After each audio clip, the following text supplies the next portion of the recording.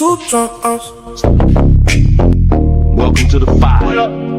Stay lit. Stay tuned.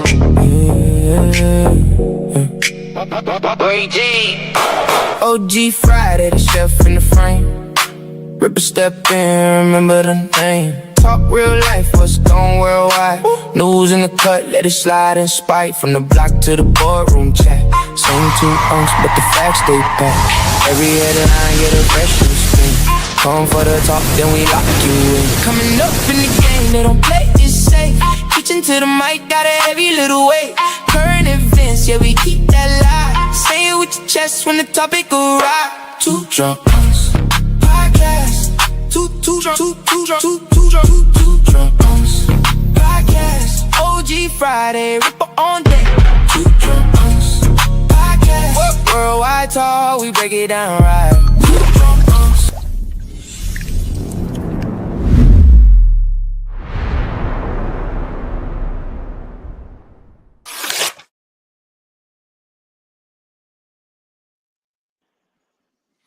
What's good, everybody, man? Happy Sunday. Welcome to another podcast edition of Two Drunk Unks. It's your boy, Friday. We got my boy, Ripper, and we got Smoke in the building, man. What's going on, y'all? What's happening? We back one more game. Yeah, man. Free little get, man. Them boys nap my dog. Somebody done dog nap my puppy. Man. Yo, what y'all boys sipping on, man? Good times. Take a day off, man. I'm taking a day off. Friday, the drunk unc taking a day off? Taking a day off. Oh, he trying to get his words together tonight, y'all. That's all that is. That's right. But yeah, do your thing, cuz. Do your thing, cuz. You know what I'm saying? All right. I digress, man. All right. Hey, so By the way, hold on. By the way, I'm on Heineken and Tito's, man. But just so y'all know, but go ahead. You trying to show somebody up, man. Man, get out of here with all that, right? But hey, man, tonight's topic, man, is disparagement and criticism, man. We'll get to that later, but y'all been paying attention to the news, man. Y'all know about this Meta lawsuit, and y'all know about that? Familiar with it? I saw a couple of clips. I saw a couple of clips on social media where they was asking Buddy Zuckerberg was asking him where if he would tell him what hotel he stayed in, and turned around and asked him if he'd tell him something else about his personal life, and Zuckerberg was like, no. Well, I'll tell you this. So Meta has agreed to an $18 billion lawsuit with 48 state attorneys. Florida choosing not to settle. So the argument with Florida, right? They're not settling because they're like $18 billion. That ain't nothing to Meta. Like it should be. If they pay out, it's like almost $1 trillion. So the lawsuit's about like their platforms are stealing data. Nah, we're dealing with social media platforms like that. They might as well take that 18 million, because at this point, all they're gonna do is disperse that out between how many people been affected. You know what I'm saying? Yeah. So it ain't a big check you getting. Like to the little people like us, we probably get $5, $10. You know what I'm saying? But the big corporations, they gonna get the chunk of it. You know what I'm saying? But we just get the residuals of it. Just like any other time, they fuck you over, take all your information, and then hand you back, I'm sorry, a $10 check. Come on, bro. But is the check about algorithm? Is it going to be a check based on how they steal your information and create your algorithm? Nah, so basically what it is, right? They give you an opportunity. They send you emails and they call you. And they'll tell you, look, you need to put your claim in for this class action. If you don't put it in, they only pay out the people that they put in. Mm-hmm. Right. Now, I've been a couple of them. Here's the thing: a lot of people don't have access to what we got, internet, cell phone, stuff like that. So those people gonna miss out. They'll have like up to 7 years to claim that money before the state takes it or Meta takes it back. You know what I'm saying? Wait. I got a question. Yeah. How in the hell you got Facebook if you ain't got no access to the internet or cell phone? You ain't. If you go to your homeboy house, all you need is Wi-Fi. Or if Yeah, you that's got a access to neighbor, the internet. all you need is Wi-Fi from a neighbor. You know what I'm saying? Mhm. So yeah, you can have all these social media accesses without having a working cell phone. Yeah, it sounds like they got. If you jump on Wi-Fi, then that's your moment. So Yeah, but that's what it is. So like basically, the big corporations that got affected, they're gonna get theirs first. After that, you gonna get the trickle down effect. If it's 18 million people got affected, they're gonna divide up maybe $100,000 out of 18 million people. So if that's 23 cents or whatever the case may be, that's what you get. You know what I'm saying? But that's how that shit works, though. But it works in your favor the less people file a claim. It works in your favor, though. You get a little bit more money. Yeah. I'm done. All right. You got anything to add, Smoke? nah, I've been a part of a couple class actions, and I always came out pretty good with the payout. All right. So, hey, so next topic, right? Moving on to the next topic.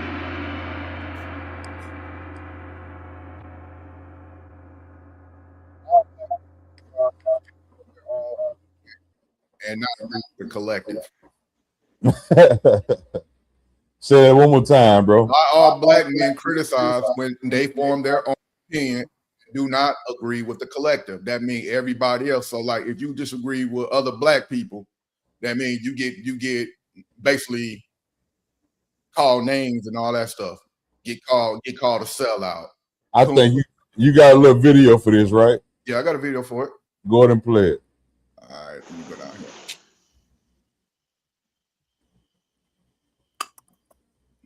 Let me see where we at. Hey, man, the black community is cooked, bro. Anytime you go against a black narrative, black people act like you the worst thing ever. They just act like you a bad person. They could be supporting all types of bullshit, but because you telling the truth about it and speaking up on it, they gonna act like you a bad person. That's cool. They just gonna call you a coon. They just gonna come up with all types of names. But they're never gonna disprove what you're saying with actual facts. Disprove what I'm saying with a stat. Disprove what I'm saying with something that makes sense. And not just an opinion or some thought that you were conditioned to believe from the time you was 5.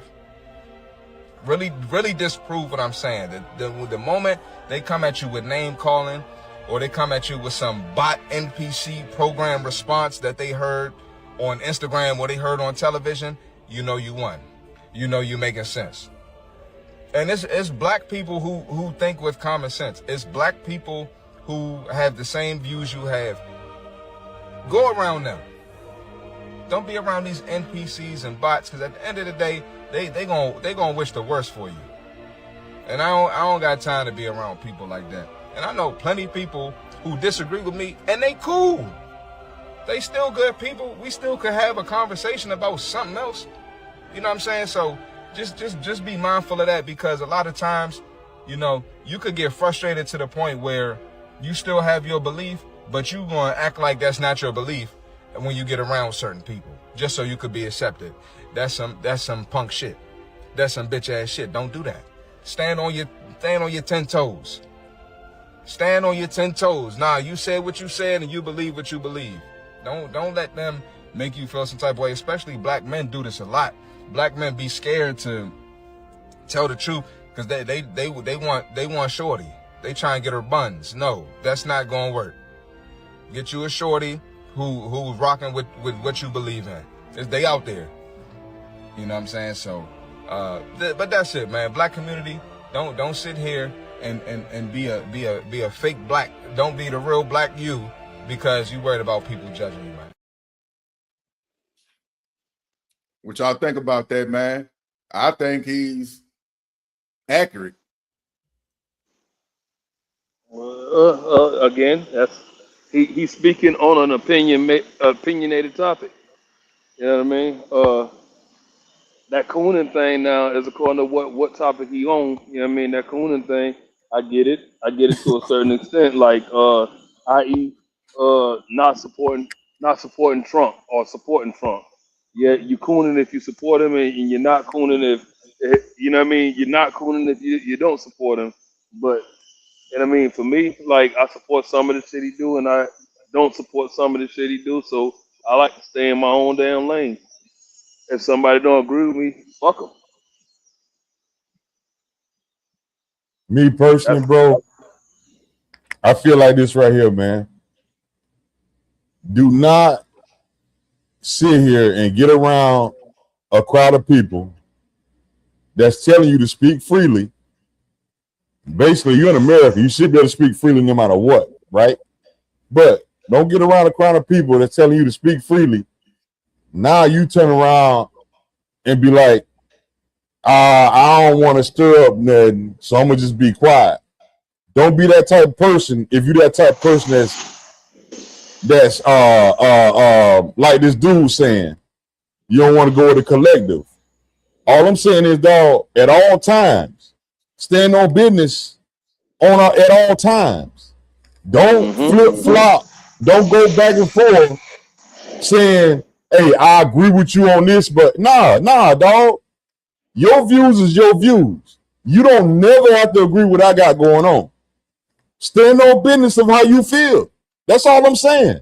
If I decide to come back at you and say, look, with fact, like his whole thing was saying facts, right? Now, if I counter your facts with real facts, then don't sit here and get mad at me. You know what I'm saying? Because it's one thing about it's two sides to every coin, right?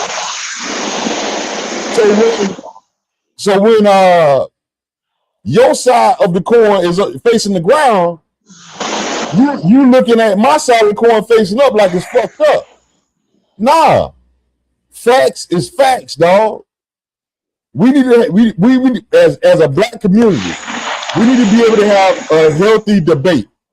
You know what I'm saying? Mm-hmm. We need to get to the point where we can be like, look, yo, we can get loud as we want, but we need to be able to have a healthy debate about all of this. Ain't nobody got to die at the end of the night. You know what I'm saying? Hold on real quick. Smoke, what's up with your background? You got some shit going on in the background, bro. steady. Is it steady going on? Yeah, it's like a power surge or something. I don't know what it is, dog. Oh, I can't hear it. But yeah, we'll let What you know about now? what You straight now. You straight now. Is it different? It's louder. You can back away from it. Yeah, it's a little bit louder and a little bit better than what you had. Okay.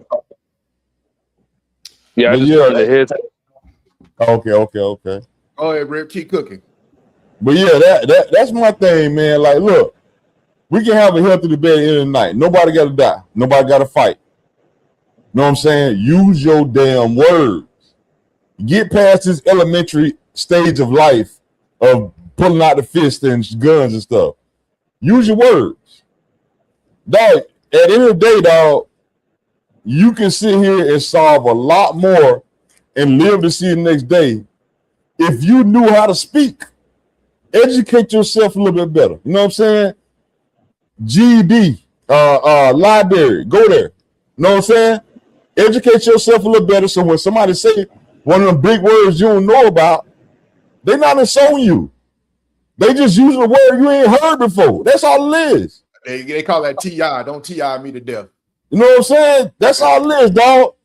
Educate yourself so you don't have to sit here and say, look, this man has sold me. No, he's not. He using words that you don't understand. That's all it is.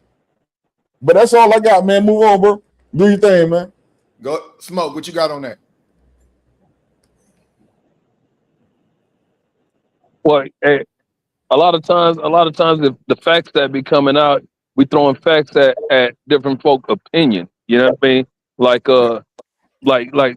you want to throw a fact at somebody's opinion when you start talking on different beliefs. On let's say different different historical things that happened in Black history, and how do you feel about it? You know what I mean? You can't throw a fact at the way I feel. You can only throw a fact on the situation that happened. You can't change the way I feel because, you know what I mean? Because, oh yeah, yeah, Dr. King did die. You know what I mean? That's a fact. Yeah, he is dead. But if I say I don't like Dr. King or something, that's still my opinion, and I shouldn't let you. I should be able to let you educate me and give me more information on it. But what I, like you said, what I stand on, I stand on. If it ain't the type of person that I deal with, and I'm just using Dr. King, don't anybody on my throat saying that I don't like Dr. King. Hey, I think he was a historical monster. He's an historical figure, and I love the idea and everything he stood for. You know what I mean, to a T. But just using his name, you know what I mean. You're not supposed to let anybody sway every opinion you have just by throwing you a new fact, unless it's something that you can use to stand with. Yeah, man. I see a lot. I know, especially with me, I get criticized a lot about like my politics and my stance on things, man. And really, I don't be giving a damn because I tell people, right? I tell people this, right? When I talk about politics or anything like that, I say, hey, man, we all praise Malcolm and all that, Malcolm X and all that. But what did Malcolm X say? The enemy is the white liberal woman, and everybody in our community be running, following their ass. So when I tell people, oh, but it's the nah, dog, facts are facts. That's what Malcolm said. You can't get away. You can't get away with that. Like I understand that was he said that 70 something years ago. I know people changing everything like that, but the facts is the fact. Don't sit there and talk shit. Don't talk shit about me. But I'm just giving you facts. And I'm letting you know what's up. I know the difference between facts and damn opinions, man. And I'm gonna tell you this. I'm my own man. I'm my own person. I think for my damn self. And whatever I say, I'm a stand on it. Now I might walk something back if I get new information, but for Right. what it is, I'm a stand on it, bro. And Right. I want the people that surrounded me to have their own damn opinion. I disagree with everybody in my circle half the damn time. And it's cool. We'll get into a damn debate. And like Rip say, we'll sit there and debate till one of us get tired, and then shit, we'll call each other the next day. Ain't nobody talking about I'm gonna whoop your ass and all that shit. I'm hey, I wish you, do something yourself. Ain't nobody doing that. Hey Yeah. man, we gotta grow past the fisticuffs. We gotta grow past that. Know what I'm saying? Listen, Ain't no by fun. fight by fighting the shit out, you are not solving the problem. It ain't no The problem fun being around. go ahead. It ain't no fun being around folk that gonna agree with everything you say anyway. You Right, know what I right, mean? right. What I need, what I need, what I need. If you agree with everything I say, then you're not able to help me grow. You're not able to teach me anything because my say is the last say. You know what I mean? You And gotta check be this out. What you just said about you got to be able to not agree with everything they got going on. Me and Friday was having that conversation earlier today about that shit, dog. Was we mm, not? Was we not, Friday? We was having that conversation, right? Was we not? Yeah. We were sitting there saying, look, it's certain things you gotta let go, and certain things you gotta catch yourself. It ain't for me to catch that for you. You know what I'm saying? Certain things you don't want in the universe, don't fucking say it. right. You know what I'm saying? Straight up. Mm-hmm. Yeah, But that's where I'm at with it, man. but the truth of the matter is, in order for steel to sharpen steel, you know what I mean, there has to be a collision. There has to create some type of friction in order for steel to sharpen steel. That's the criticism part that nobody like. Yup. That's all that is, bro.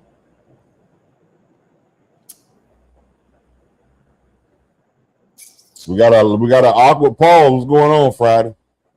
Oh, We about to No, move on. We about to move on to the next. everybody trying to be polite over here. Nah, I know. Let's keep this shit rolling like we've been doing. Don't nigga get drunk or something. What the fuck, cuz? Come on now. All right. Hey, look, you know Next what I topic. mean? I'm 21 in mine. Next topic. 21. So, Oh, hold go on. ahead. Next topic. Wrong one. Wrong one. All right, here we go. Next topic. Why are black men shamed by other black women when he is being objective and critical about black women's behavior? You want to go first or me, Hey, Smoke? Friday stutter step. It said, why black men shame the black women when he By being. other black women. All right, the question is, why are black men shamed by other black women When he is being objective and critical about black women behavior? So let me break it down to you. No, I think I catch you. Basically, that hood rat. When a black man say he don't want to be out in public with a hood rat acting chick, and the black woman is like, well, that's how we act. That's how we do. That type of get done. There you go. Yeah. So what I see, man, is it's simple, man. Women don't like to be criticized. Period. They just want to be praised and dolled up for some reason. When you criticize them, they're not receptive of that. They shutting down automatically when you're voicing how you feel about whatever situation going on. But if you bring that same energy to her of a conversational tip, and it's about your homeboy, she's sitting right there on the edge of her seat, getting all of it. You know what I'm saying? Women have a problem with looking in the mirror at themselves. I'm not all of them, but some of them have a problem with looking at themselves. They don't like themselves. Think about it. I said this shit before. I think any women that sit in the bathroom for more than 20, I'm gonna give you 20 minutes after your shower. 20 minutes after your shower. If you sit there more than 20 minutes, you don't like yourself. Because you're trying to change something or enhance something on your body. You know what I'm saying? So with all what I'm saying is, this question right here is mainly getting to the point of why women don't like to be criticized. It's because they living in a childish era, per se. And I'm gonna leave it at that. Bruh, I'm gonna tell you, bruh. You know me. I'm always objective and critical about behavior and stuff like that. Like, cause my thing is this, right? And what boggles me when a woman can sit there and talk shit and be objective and critical, talk shit about us. Talking about like they can talk about like he a broke ass dude, or you know what I'm saying, or he's like this and he's like that, and we take it. We sit there and take it and be like, we take it on the chin and be like, whatever. You critical and your objective. Most men take it on the damn chin, unless she just blanked out disrespectful. But a lot of dudes take the disrespect. And the moment you say something back, oh, you're not protected. You hate all black women and all that. You see how it is? We supposed to take the objectivity and criticism from black women. But like my mom said, you can dish it out, but you can't take it. Me personally, how I feel about it is, you know what I mean? Whenever I see, whenever they feel attacked, whenever a person feel like you're attacking their character, that's when they they go on that offensive, when they go on the defensive, you know. And so if you're saying, oh, your behavior your behavior is a bit irate, your behavior is hood rat or whatever, then they start feeling like you're attacking their character to a point, because that's the thing that they want you to that's what they want to portray. They want to portray that safe haven, independent safe haven that they got, so beat into them, you know what I mean, on their way up, that the whole behavior is just a facade. I think that 90% of that hood rat act is just another scared chick. A confused chick. Confused, scared. Ideally, when you stuck, when you lost and confused, that's when you're the most vulnerable for any situation. So the loudness, and this is just with me dealing with different women, and not just women that I've been with or dated, but just dealing with different women in different conversations. That over talking, extremely loud, is very, very timid, and not really knowing how to get around the obstacles that's in front of them. Mm-hmm. I got you, man. I got you. What you got, Friday? Hey, I just think this shit is wild to me, man. Like I said, it is a double standard, man. Women really do believe this shit. Black women really do believe this shit. They said, can't nobody talk about a black woman. Period. You are not allowed to talk about a black woman. I'm Well, serious. no. Wait. Don't say it like that now. Yeah. Let's say it like this right here. You cannot criticize a black woman. You can talk about them all day, but you can't criticize one. There you go. We roll with that. And a lot of times, man, even as a man, what we need to start doing is let's elevate ourselves beyond the conversation of those who got the ratchetness going on or whatever. Hey, look, if you meeting them at the table that they eating at, then maybe you at the wrong damn table too. Hey, Let's get away from that damn table. Let's get to a table with the women that we ain't got a doggone. We don't have to have that argument with on her behavior, on how she dressed when we go out in public. Like, I like looking at skimpy crap too when I'm walking around, but I don't like walking hand in hand with somebody in the skimpy crap. You know what I mean? I like my woman to be a little bit more sophisticated when we move. You know what I mean? got you. Hey, before we move to the next topic, though, my birthday this month, bruh. What we doing? Shit, you call it. September You call it. I got 19th. It's on a Saturday, bruh. Saturday. What, the 19th? I'll be in your neck of the woods. But Saturday the 19th, that's my birthday, dog. Yeah, So that's the day I'm going to dog pick up the truck, man. yeah. So yeah, we let's plan something, fellas. Let's plan something, man. All right. It could be a one night thing, simple thing. Let's just plan something, you know what I'm saying? I don't celebrate birthdays, so this would be like a bittersweet thing, because dog, let me let y'all in on my life a little bit real quick. I don't like to speak too much about it, but I do sometimes. My mom passed on my birthday. Oh, So man. every year it's a bittersweet thing for me. You know what I'm saying?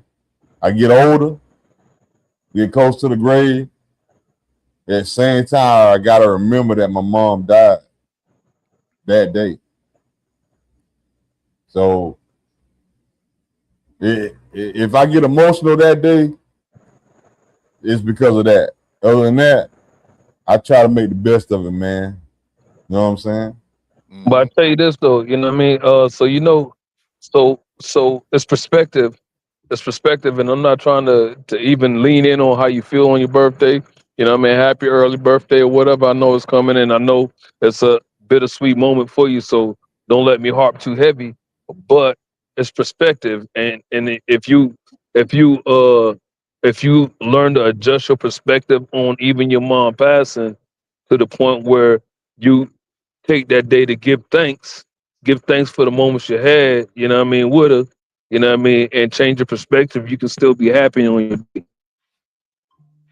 I got you, but still, it's a solemn moment. You know what I'm saying?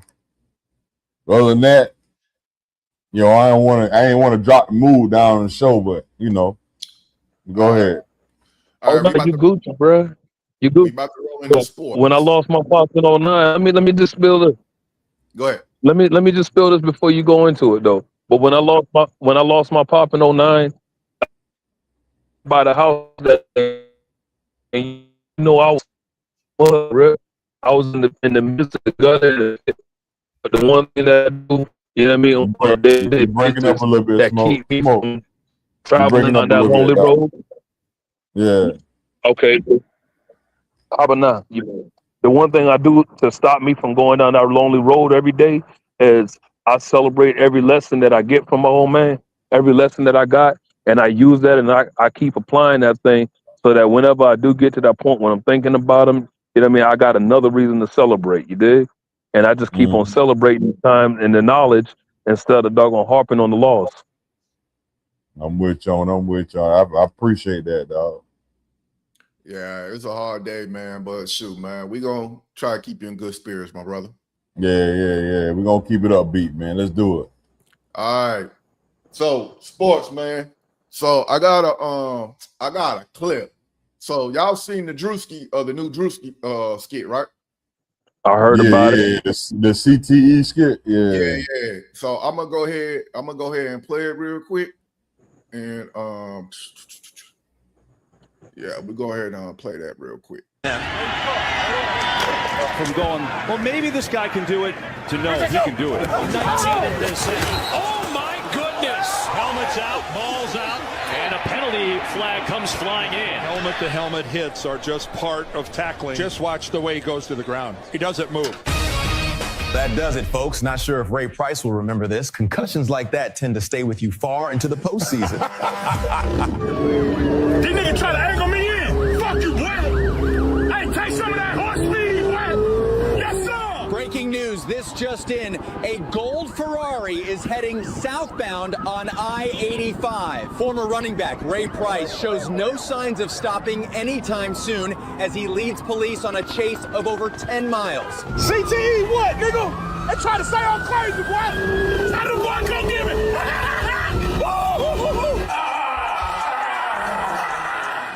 CTE what?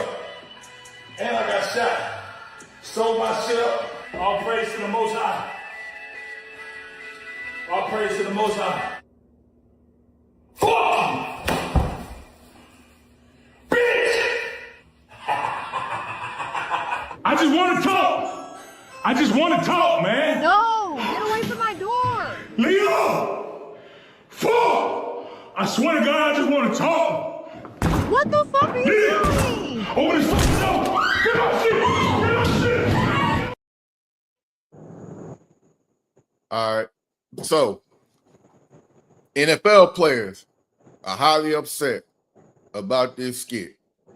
Do they have a right to be upset?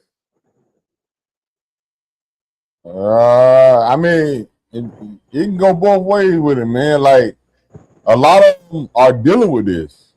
I mean, a lot of them. And now that he put it out there on Front Street, a lot of the women are not gonna stand for it no more, probably. You know what I'm saying? Mm-hmm. So that's what they probably mad about on that tip. And they ain't hurting nobody but themselves if they by themselves. But if they got a spouse or something like that, the spouse gonna start speaking up more, dog. That's all this is. Yeah, I think he's bringing awareness. He's damn sure bringing awareness. But I tell you this though, anything he got going on with the NFL, he can kiss that money goodbye.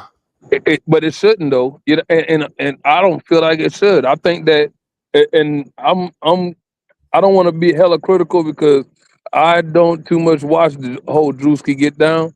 But with that one skit right there, and all the things that he put into that skit, man, they need to go back and revisit the way that the NFL ended up treating Ray Rice. Go back and revisit the way that the community, that the legal system ended up treating Ray Rice for all of the crap that he went through. You know what I mean? Because he put in every situation in line, stacking that thing like a deck of cards and showing you, I took a hit, and now from me taking that hit, it changed the way my mind functions.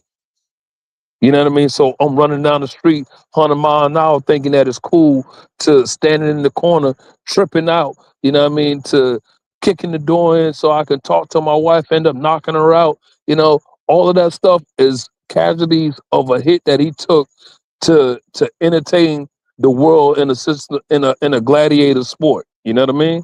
And this is not just the NFL that it happens. In our world, we call it PTSD.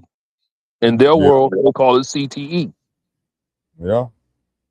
Or TBI, traumatic brain injury. Traumatic brain injury. Yeah. So yeah, he put a highlight on a whole lot, and if he keep on highlighting it, it's for those that take and look at it as Ray Rice just being, you know what I mean? Oh, he a 200-pound, 5'10", 200-pound. He had no reason to put his hands on that woman and criticize him as a woman beater, not realizing that he has a mental issue. Mm-hmm. And that skit right there, all of the things that he lined up right there, put it all in perspective. No matter how mad the NFL is about it, you got to think. Was it Junior Seau that popped himself, that killed himself? Yeah. Junior Seau, yeah. You don't think that was CTE? Oh yeah. I mean, hell, the way he tackled and rocked those people, that definitely was CTE. And he's not the only one. What was the Patriot that ended up murdering the dude and ended up murdering himself? Aaron Hernandez. Yeah. Aaron Hernandez, same thing. You don't think that was CTE? You got a tight end, anything that's taking a lot of abusive hits or giving out hits. Yeah. So your brain, a lot of guys away from the game early because, like, you look at like Andrew Luck when he walked away, he was taking too many damn hits. Yo, let me put some of y'all here real quick, dog. Now these people get hurt playing a entertainment sport. At the end of the day, a lot of the NFL, unless you one of them Hall of Famers or somebody that's kind of did a lot, all them little small people, they get thrown to the wayside. No insurance, none of that shit. Mm-hmm. This is my thing with y'all, man. And I really feel this way. I really feel we'll be very successful. Every black athlete should just stop playing sports. All the money we have within the black community for the black athletes, hell, LeBron alone can start a whole another team for the league of all black athletes. Or he can put his money to the big three and expand that to a 5-man team, all 5-man teams. And now you got a whole situation just like the NBA. Mm-hmm. So what I'm saying is, dog, look at what they're doing for you in your future. If they are just overlooking you and screwing you over in the future, stop what you got going on. Y'all got a whole little association. The sport, the basketball and the football people, they got their own little association with the players that come together and talk about what's going on within the league. Them same top players are all pretty much black. Stop talking with these other people and start talking with yourselves and build your own shit. Build your own shit. They also need to, and they need to steal a model. And in this, what I use, and I believe you guys use it also. But the Veterans Administration is a method of us getting the care that we need after going through our military career. And I think that these athletes need to come up with an administration. Look how much trouble we go through dealing with that. Understood, but we're talking about the overall system and all of its flaws. but we do have a system in place. We do. You know what I mean? They don't have a system in place at all.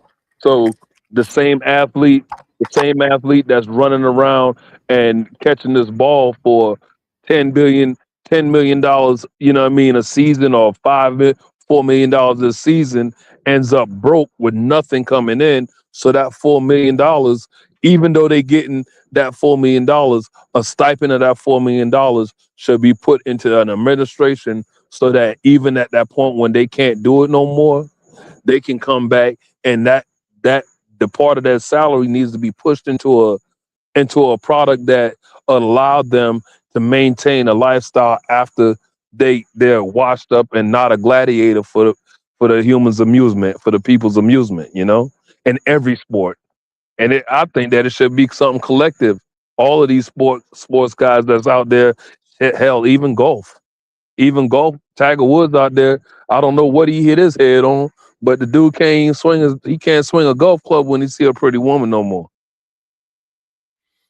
So I don't know what's wrong with him. I think he leaked some of his brain fluid down his spine or something. Yeah. We gotta move on. So college football back. Bill Belichick got his first win of the season. UNC beat TCU. Belichick now 1-0. So we gonna see if this gonna keep it going. See if he gonna redeem himself. Aaron Donald came back, man. Signed with the Rams. 1 year, $20 million. So you went from college to NFL right now?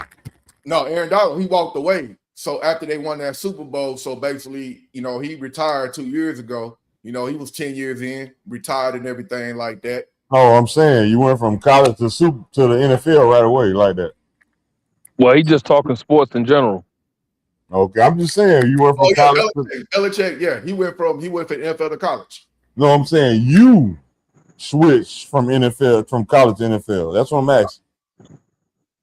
Yeah, it ain't in no order, man. It's what it is. So, no, I'm just saying. Yeah, that's what I just did. I'm just trying to find out where you at. That's all. To let the people know where you at. That's all. All right.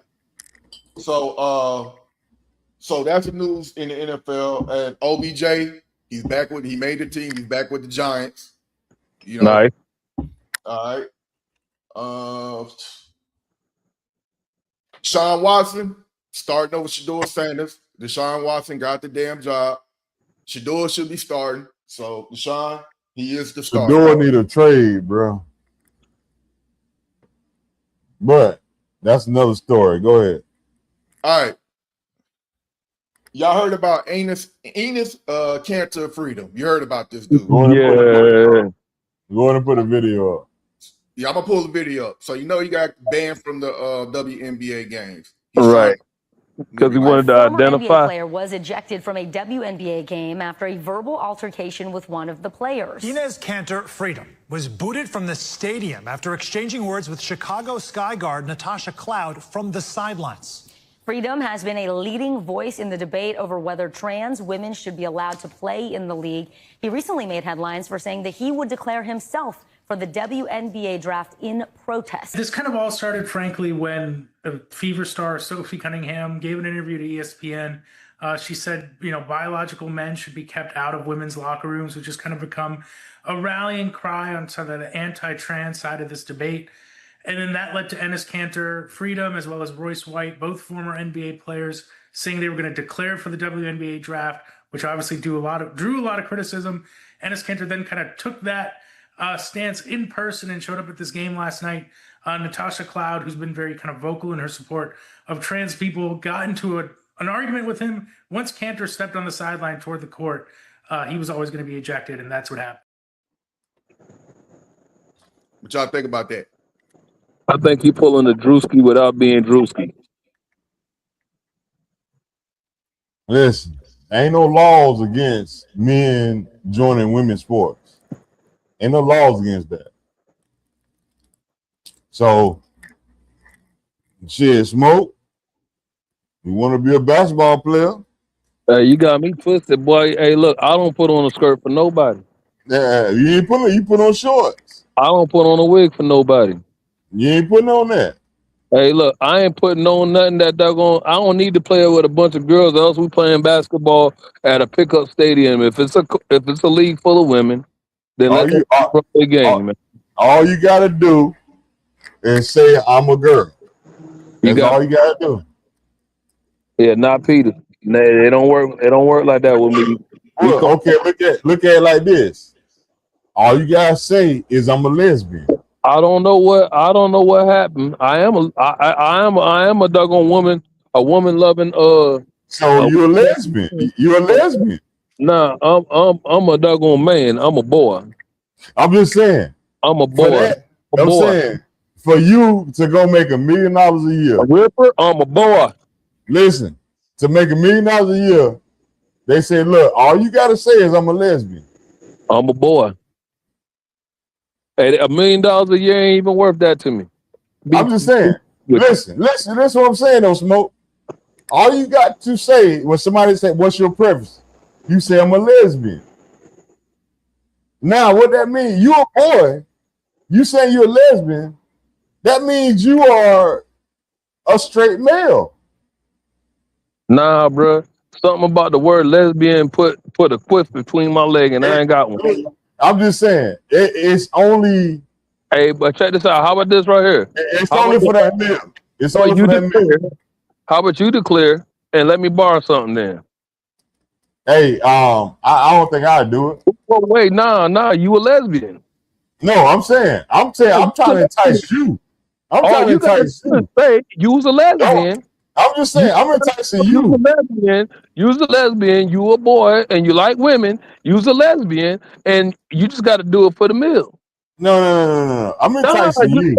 No, you can't entice me to run around because I ain't got. I'm trying to entice you right now. But now, look though, for what's good for the goose and good for the gander.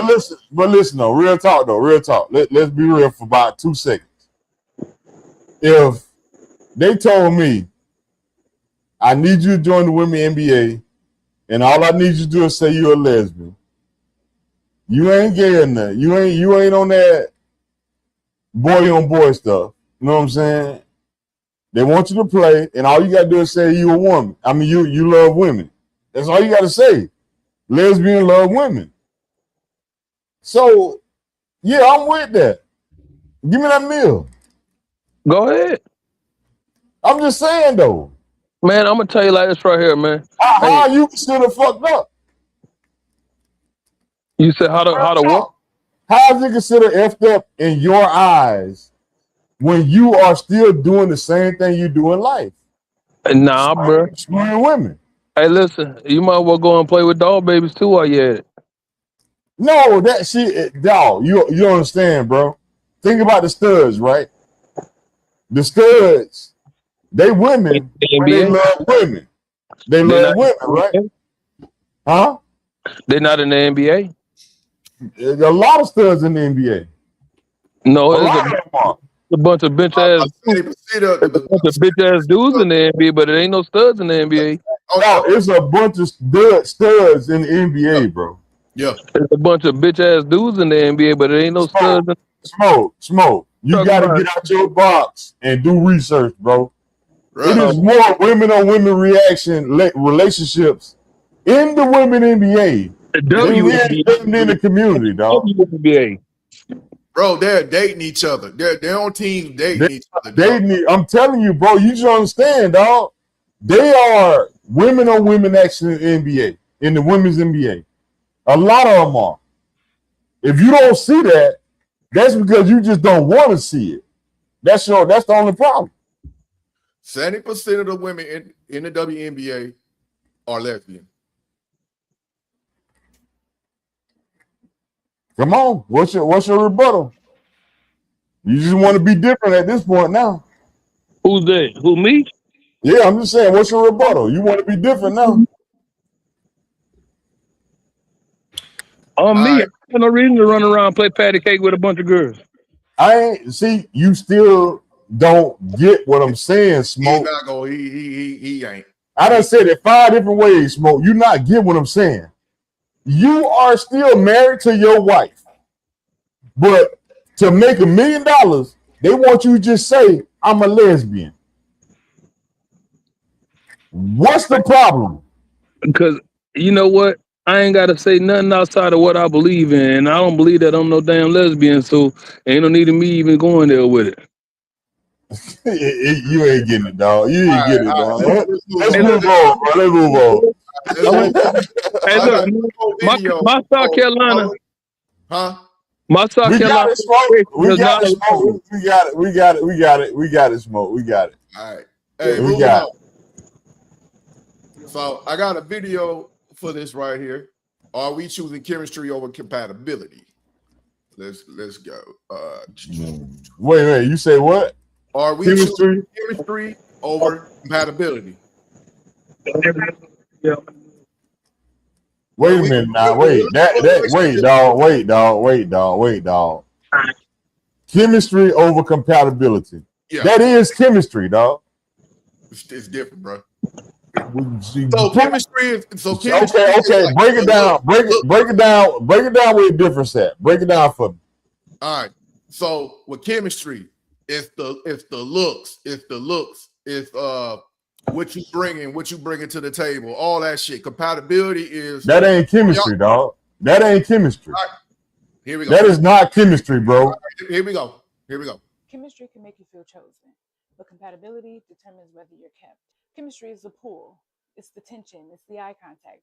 It's the late night conversations that feel effortless. It's exciting.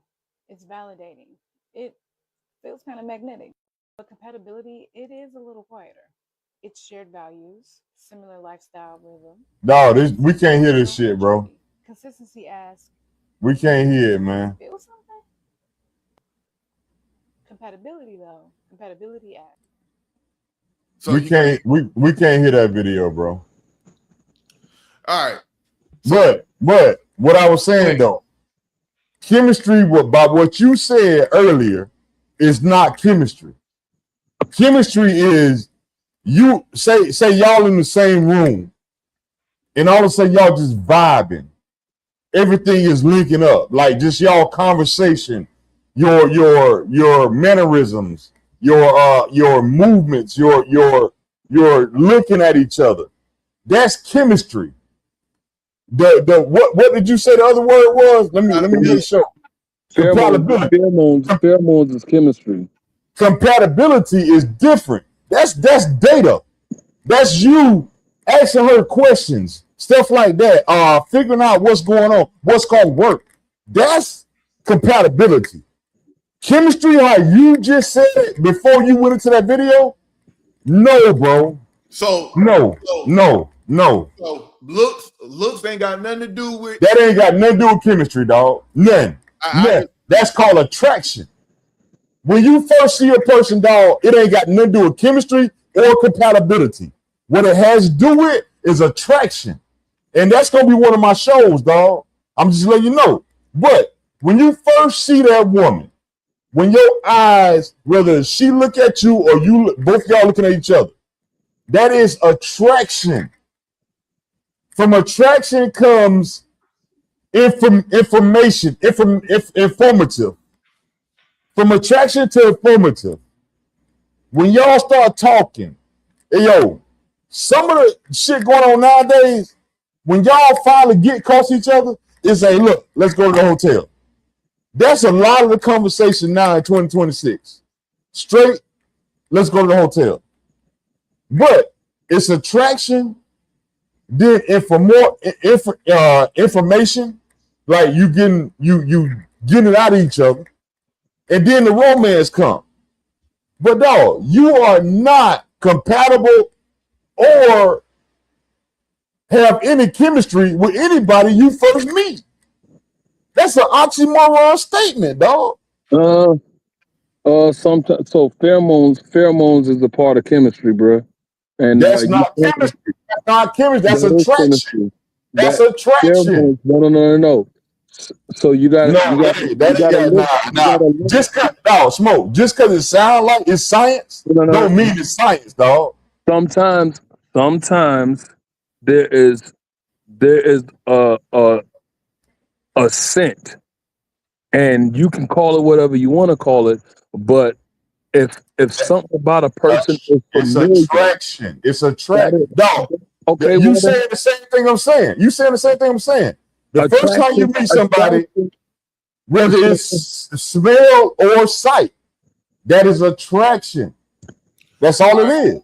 All right, so chemistry. Okay, so then go into chemistry then. Then if everything is attraction, go into chemistry. Bro, chemistry, you cannot have chemistry with somebody you have not met. Okay. Your chemistry come when you interact with that person. That's when your dog, your body, if you never kiss anyone, y'all never exchange DNA. Same thing with chemistry. If you never have a word or an interaction with that person, as far as like a physical interaction, you got no chemistry. You just got attraction. All right.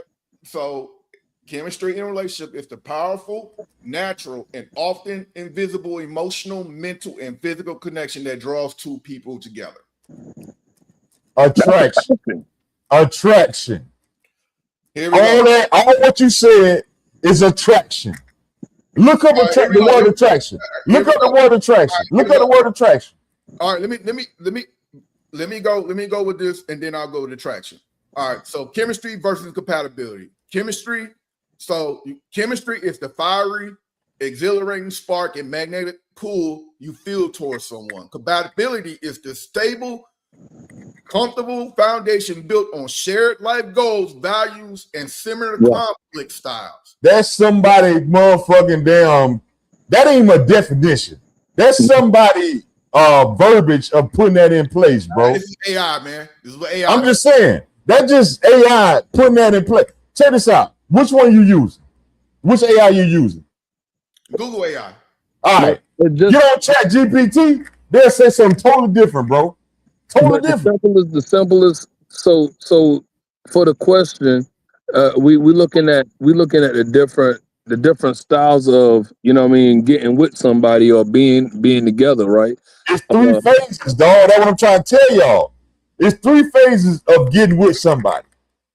You know what I'm saying? But everybody want to label it all into one thing. I'm gonna tell you something, bro. There's no way you can have chemistry with somebody you never met. Only thing you can have with that person you never met. Say you just let me put y'all in a scenario. We go to motherfucking goddamn to 108 to the barn. We go to that club, and you see somebody for the first time inside that club, and you like, damn, that's straight attraction, dog. Yeah, that's straight attraction. Now, when you build chemistry, is when you talk to that person. If that person sit here and say, "Look, yo, Trump is my dude," or this dude can say, "Look, I don't care if people rape kids." Your chemistry went away right there. Stop playing with me, man. Move on, man. I'm done with it, dog. I'm done with it. But y'all go ahead, man. You good? I'm good. Go ahead. Go ahead. All right.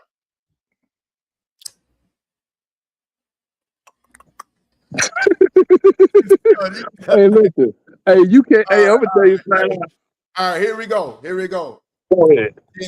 Before we get to the speed round, can a man cheat and still love his woman?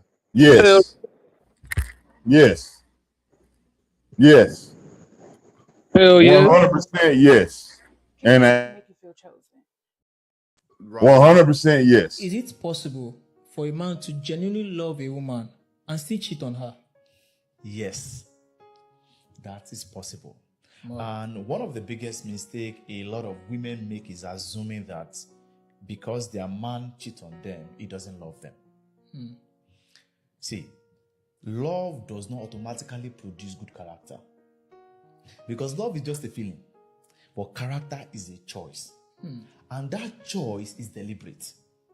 It comes with self-discipline. So a man can love you and still lack self-control. A man can love you and still lack the discipline to keep that love. Wow. So most women usually think, oh, he does not love me, that's why he's cheating on me. No. In fact, a man can love two women at the same time. Wow. I know this one can be very controversial. We human beings, we are very capable of a lot of things. Even a woman can love two men at the same time. Just like the parity will be different. So the real question women should be asking is not, oh, does he love me? Is that does this man have the character to keep that love? Because a man without character will cheat. In fact, will disrespect you, will manipulate you. But a man with love and with good character will protect that love with all he has. Yeah. Look, I'm straight up.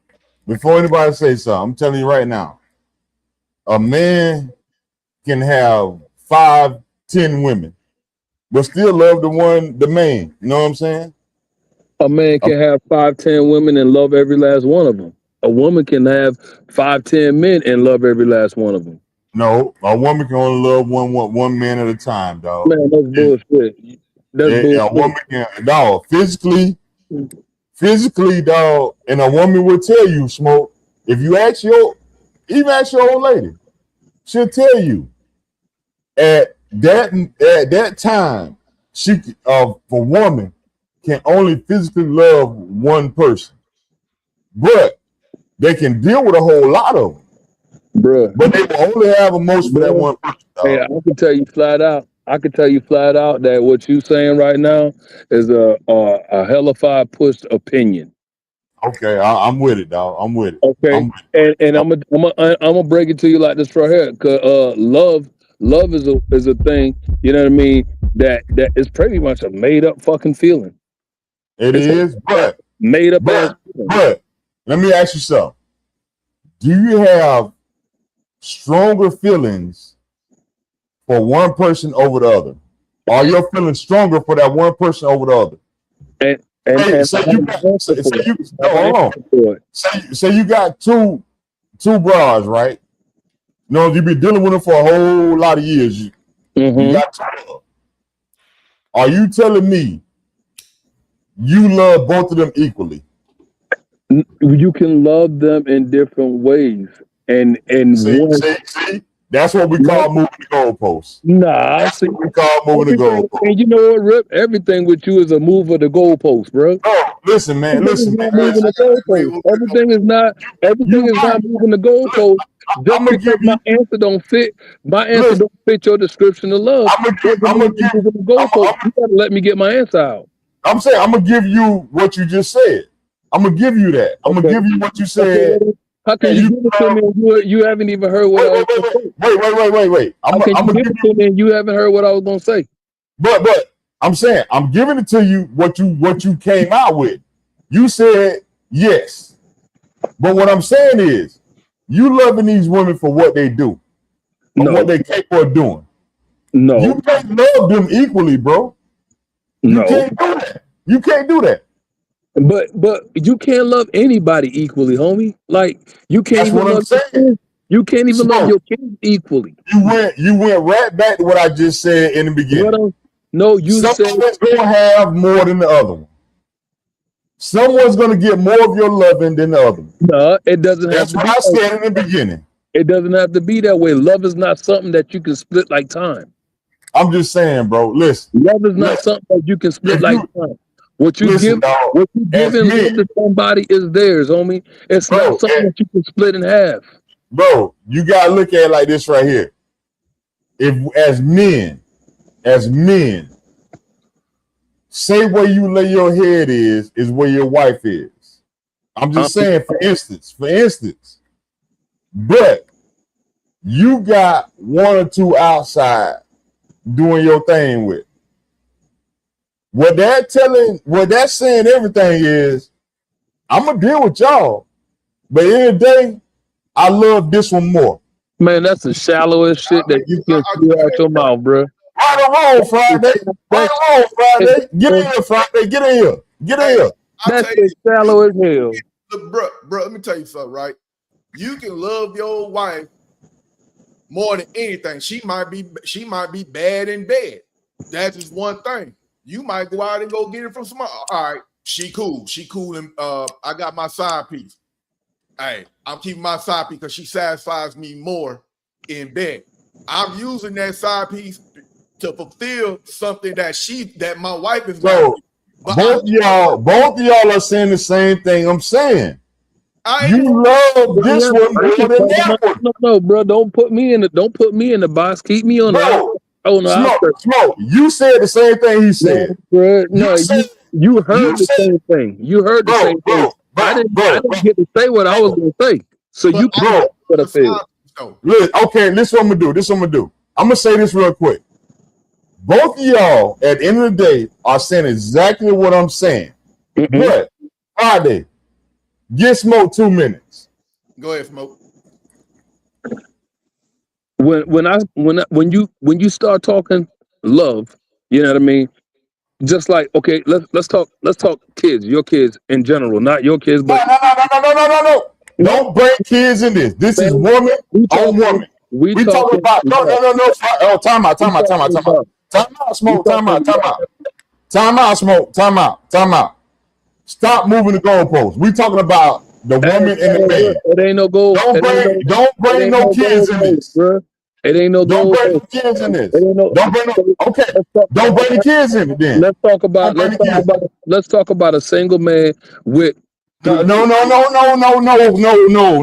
not the parameters, dog. Look, the question: can a man cheat and still love his woman? Understood the question. We talking about we ain't bringing no kids in. Listen more than you talk, man. You got 2 ears and 1 mouth. Sometimes you gotta listen more than you talk. Now, listen though. You gotta listen more than you talk. Listen, man. Don't introduce nothing else. We talking about you and the woman. Hey, look. We talking about you and the woman. That's it. Hey, that's it. You go ahead. You right. I'm wrong. No. I'm just saying, Smoke. Don't bring nothing else into the conversation. We talking about the man and the woman. That's it. Okay. Don't bring no kids in. A man and a woman, and when I say a woman can love more than one man, you said no. A woman can't do it. That's your opinion, or is that your fact? No. Go with it. Go. I'm letting you cook right now. I'm not talking. Because the second I say what I feel, you said it ain't possible. Says no.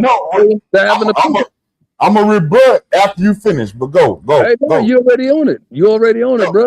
Run it. Go, man. Go real quick. Go. Because the bottom line is just because I like something different, love something different, or love a person differently doesn't mean that I love them less. That's it right there. Just because you love somebody different does not mean you love them less. You can go. You ever heard this? Yeah, I love this person, but I'm in love with this person. It's all the time. Now, this is what I'm saying. Can I rebut what you just said, Smoke? Go ahead. All right. So what I'm saying is, dog, without anybody getting their damn feelings, man, what I'm saying is you're trying to say, I got all these pieces and I love them differently. What I'm trying to say is, dog, at the end of the day, when you hop in your V and go back to your spot, especially if you are in a situation like we are, you going to the one you love. That ain't necessarily true. More than the rest. That's not necessarily true. You probably can't get home just because it's convenient. I'm just saying though. Hear me out. Now, if you are just shacking up because of situational problems, that's a whole nother situation we got to talk about.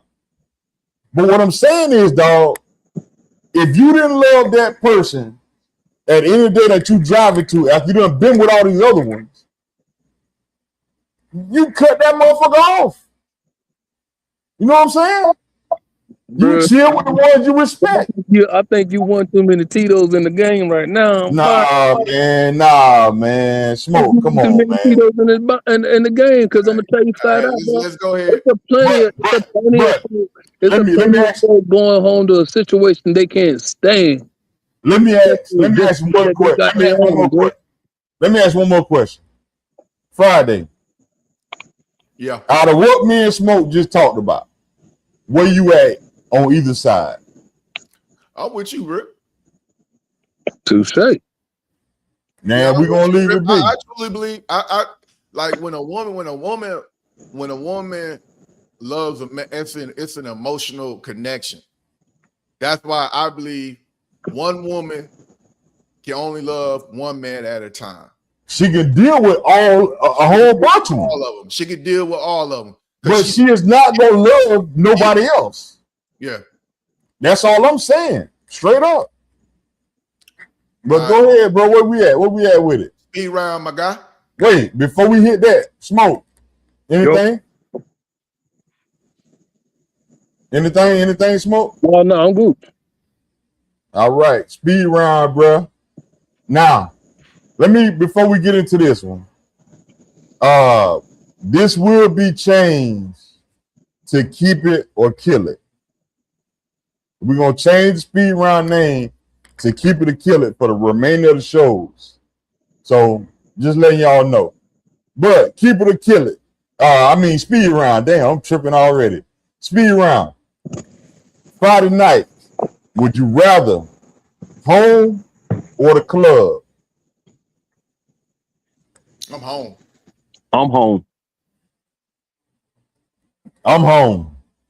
Maybe in my 20s, yeah, I would say club. But right now it's been hey, I'm at the crib, cuz. At the crib. And the only reason I'm out on a Friday night is if, you know what I mean, I gotta function something, you know what I mean, functioning for that moment. But ideally at home, that's where I'm the most comfortable. There you go, man. There you go. Speed round. Home cooked meal or going out to eat? Home cooked meal. Easy work. Home cooked meal be tasting better anyway. Let's spit, right?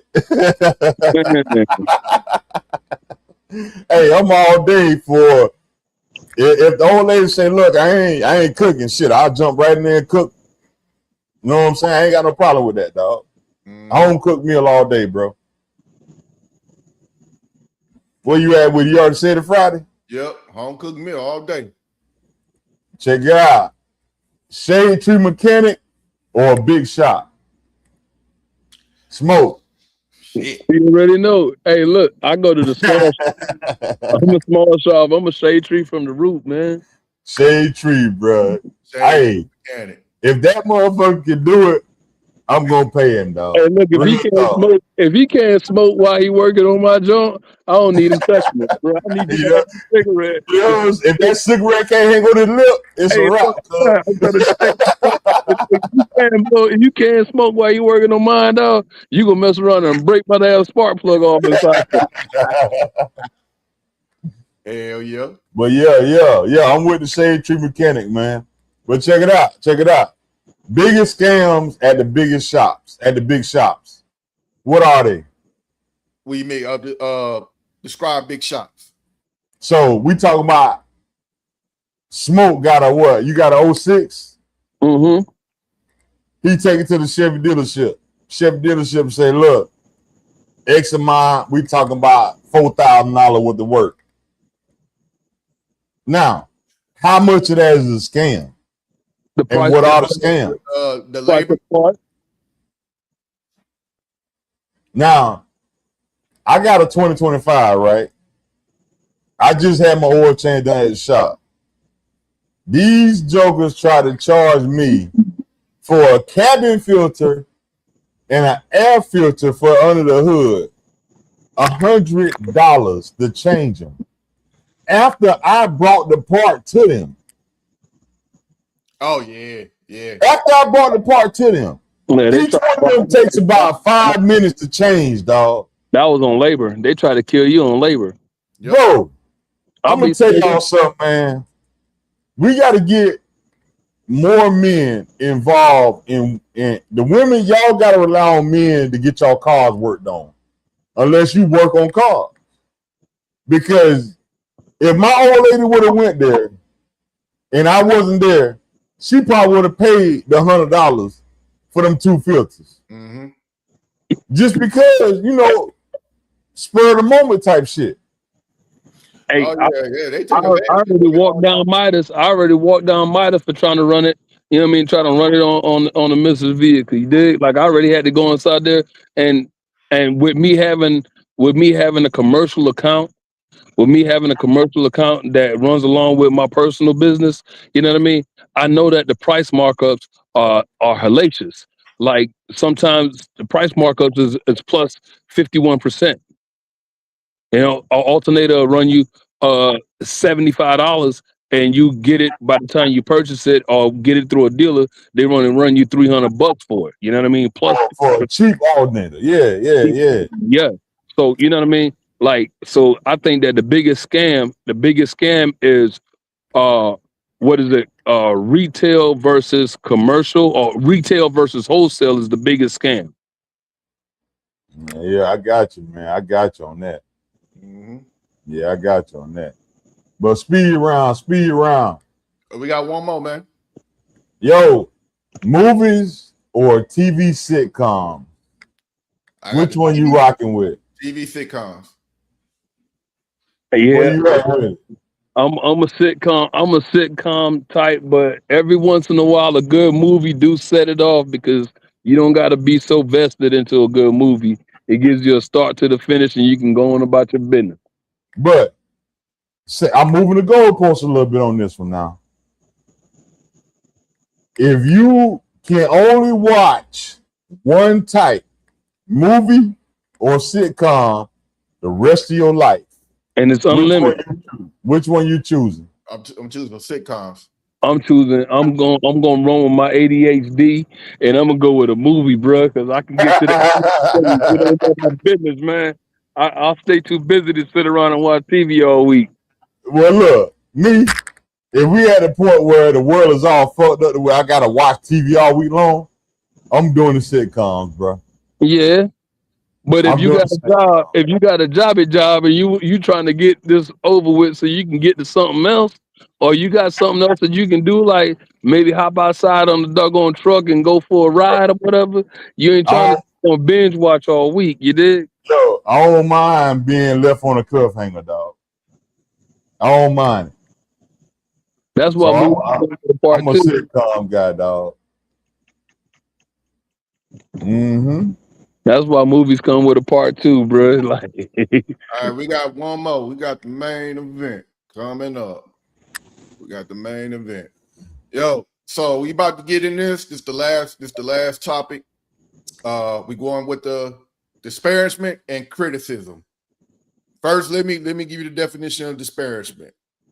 The act of speaking about someone or something in a negative, belittling, or disrespectful way. We all know what criticism means, right? Give me the definition of that. All right, we'll go with the criticism. All right. Because you give one, you got to get the other one. Okay.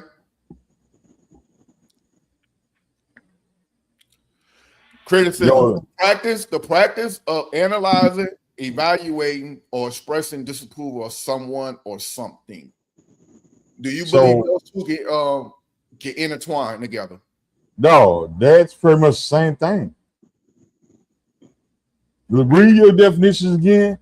So they're the same thing. So the criticism is the practice of analyzing, evaluating, or expressing disapproval of something or something. Now, this disparagement, you talking shit. The act of speaking about someone or something in a negative, belittling, or disrespectful way. Yeah, disparagement is awesome. Now, hold on. When you criticize someone, it's a small element of this disrespect in that. It's a small element of that. You know what I'm saying? I'm just saying, but go ahead though. But I'm on the criticism side. I don't never want to make you feel like you smaller than what you are. You know what I'm saying? I want to build you as much as I can. If I can't build you, it's because you don't want to be built. And that's what it is, dog. Well, let me ask you this though. Now, if we criticize women in general, do you think they take that as you being disparaging to them when you're criticizing? Yes, because they don't want to feel like they wrong in any aspect for some reason. I don't they go understand to that. like you're disparaging me, They think you always talking shit to them, dog. belittling and all that shit, right? Anytime you say, look, you call me, say, look, let's go out to lunch, and you tell them no, you just cuss them out. I'm just saying. Not every, but the majority of them, with the way they're thinking, with how social media is going, if you tell them, yo, I got something that's going on, you cuss them out right there. man. And I'm to give my direction when it comes down to dealing with individuals, when it comes down to dealing with women. I got a bad habit of wanting to help a woman get her own. Like I feel like every woman that I ever dealt with in a relationship, post the relationship with me. And granted, I'm not like everybody else in the conversation, because I didn't jump the broom until I was in my 40s. So the younger version of me was every woman that I dealt with after dealing with me had a step up in life, and even from their behavior, the way they carry themselves, from the way they get money, from the way that everything that they did, you know what I mean? I feel like I'm always the one to try to create a better person out of the person I deal with, and not just with women, with people in general. So when it comes down to criticism, I'm gonna be on the criticism side, because there is a such thing I've heard of, constructive criticism. I have never heard of constructive disparagement. You're I right. like that, fellas. I like that. Great takes on that, man. Great answer. I'm with you. We all aligned on that. Mm-hmm. All right. we got a little bit extra time, man. Y'all need another topic? This motherfucker love thing. You got, hey, shoot up here. What y'all got? What y'all want to talk about? Man, I believe that you can love multiple people in different ways, and it does not take away from the amount of love given. All right. So everybody got 100%. Are you? But go ahead, Friday. Go ahead. So, Smoke. So the people that you love. So you basically saying that you love everybody in their own way, different ways. In their own way, and their own way. 100%. Are they getting 100% of you? No, they'll never get 100% of me, because I got to give me 100% of me. I got to give me 100% of me. I got to love myself more than the situation, any of them. If not, I'm not doing myself any justice, bro. Smoke. We get where you coming from. You trying to be motherfucking King Arthur right now. What he asked you is, how much of you given to the relationship? Not every relationship needs the same amount of energy, dog. That's the thing. Okay. So let me ask you this. The main, are you giving them more than the others? When you say the main, obviously you're going to give the main more, because that's where you're spending the main portion of your time. So smoke. What we saying is, you agreeing to everything we said prior to. All you doing is moving the goalpost just a little bit. That's not true. I'm not agreeing to everything that you're saying. Just because I spend more time with somebody don't mean that if that be the case, I spend more time with my secretary at work. Does that mean that I love her more than I love my damn wife? No. So I just spend more time with her, because that's what I'm at. Are you in a romantic relationship with your secretary at work? Hell to the no, that must be pissing me off like we are, though. Hold on, I'm saying. We're not talking about like we are. We're talking about the ones you are in a physical relationship with. Who are you giving the most time to? That's what we're talking about. I'm giving the most time. I'm giving the most energy to home. That's what everybody's gonna do because that's the place that you gotta be. That's That's where what you I'm gotta be saying. at peace. But Smoke, time is not love, homie. bro. We done went around the globe for get you to No. say the same No, thing no, we've no, been no, saying. no. See, you went around the globe so you can feel that I agree with you, but I Bro, do not agree with what you're saying. what I'm saying is, you ain't got to agree with what I'm saying. But when I ask you these specific questions, Your you question, agree with them. your question is like a set of tarot cards, though. Come on, man. Your Stop questions are playing, like dog. tarot cards. But So listen, let me it's like ask the y'all. card trick. It's Let like me the ask you card one more. trick. Let me ask you one more, Smoke. We're moving on from that. Let me ask you one more. Let me ask you one more. Man, I'm waiting on you to say what card you got in your hand right now, and I'm gonna say, "Oh, it's the Ten of Hearts." See, everybody, that's exactly what it is. You You can't ain't got that. You you ain't got can't that. narrow You your ain't got that. questioning. You can't narrow your questioning down to your point and expect me to change the way I feel. No, it does not work like that. You ask me my opinion. My opinions as what my opinion is. I'm on it with it. But here's the thing, Smoke. Here's the thing. When I ask you specific questions, like I just said, you agreed with me on Friday. Yes, I do. Did he Yeah, not, yeah. Friday? Hold on, Smoke. Hey, look, Did he I not agree? agree. I agree with I agree with some Republican shit. I agree with some Democratic shit, but that does not make me a Republican and does not make me a Democratic. All right, we're going A Democrat. tonight we're gonna agree to disagree. All right.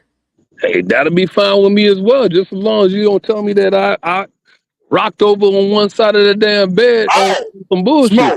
Smoke. Stop being that little kid that gotta get the last lick. Hey, I ain't trying to get the last lick. I'm just letting you know that you're You know not what I'm gonna push saying? me down the road. It's still going. I'm Stop. taking Just the stop. mountain right here. Stop for a second. Stop for a second. Hold your feelings.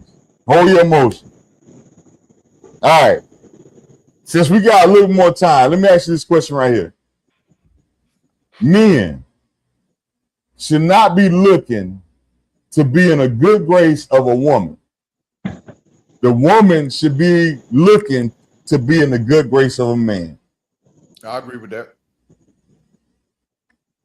Explain. If I'm doing everything, yeah, you should be, and you rely on me, and you relying on me, yeah, you should be wanting to get in my good graces. I'm not about to try to get in your good graces if you not doing nothing or better in my life or anything like that. But I just think it's just what it is, man. Like we're majority. We in a patriarchy society. Women wanted to be matriarchy, but we are part of the patriarchy. Women need to be in the good graces of that man because you get more when you in the good graces. He gonna do whatever he do to protect you. Where you at with it, Smoke? I plead the fifth, man. Because if I say something, it really ain't gonna go in. It's not gonna flow in the same direction as how I'm feeling. Flow. Hey, go with it. So, It's so, your time. so okay. I'm gonna rescind my plead the fifth then, and I'm gonna say that good grace should be equal. You know what I mean? I think we need to run equal inside the household, and that's how my household tends to run. I don't try to be in the good grace of my wife. You know what I mean? I am in the good grace of my wife. I don't try to force her to be in the good grace of me. She is in the good grace of me. And we don't try to leverage our grace, you know what I mean, in either direction. I don't feel that way. She might, I don't. We don't try to leverage grace or good grace, you know what I mean, to make this house run. End All quote. right.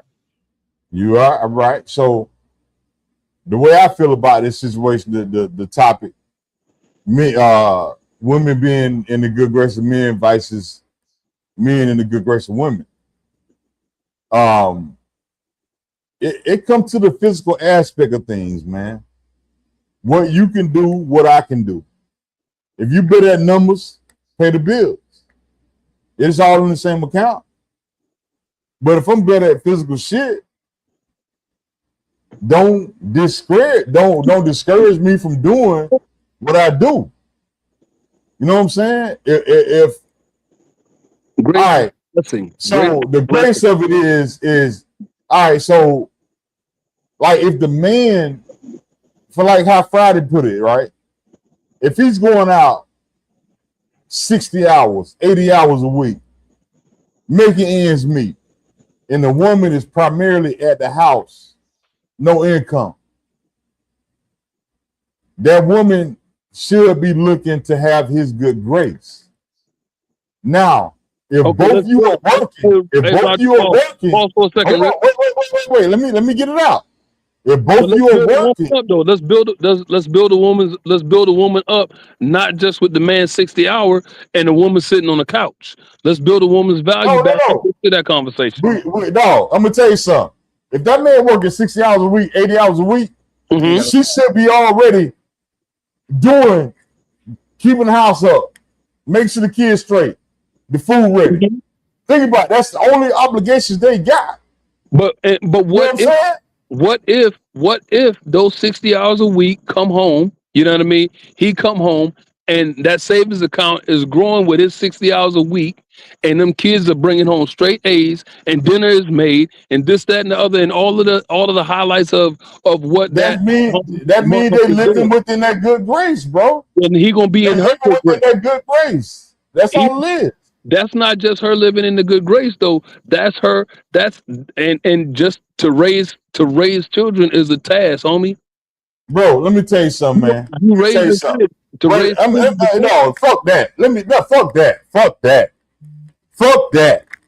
I don't care, Smoke. You can not talk to me again after the night. But what I'm about to say, my nigga, dog, I did the shit. I did the fucking stay-at-home dad shit with fucking 3 kids. I did that shit. Now, it ain't fucking hard. No, wait. It ain't fucking hard, dog. Get them on the schedule. As a fucking parent, get them on the schedule. You got lunch coming this time. You got breakfast coming this time. You got dinner coming this time. I did all that shit, my boy. Appointments. All that shit, dog. For somebody to sit here and say, I need to move the goalpost on any fucking thing else, it's straight bullshit, dog. All I'm saying is when I say here and say good grace, dog, good grace, as a Marine that worked 24/7 can transition to be a stay-at-home dad and do exactly what this motherfucker complaining about, dog, kiss my ass on that shit, bro. But in all actuality, bro, you've been training grown ass men, and you probably came into the situation and you just use your training.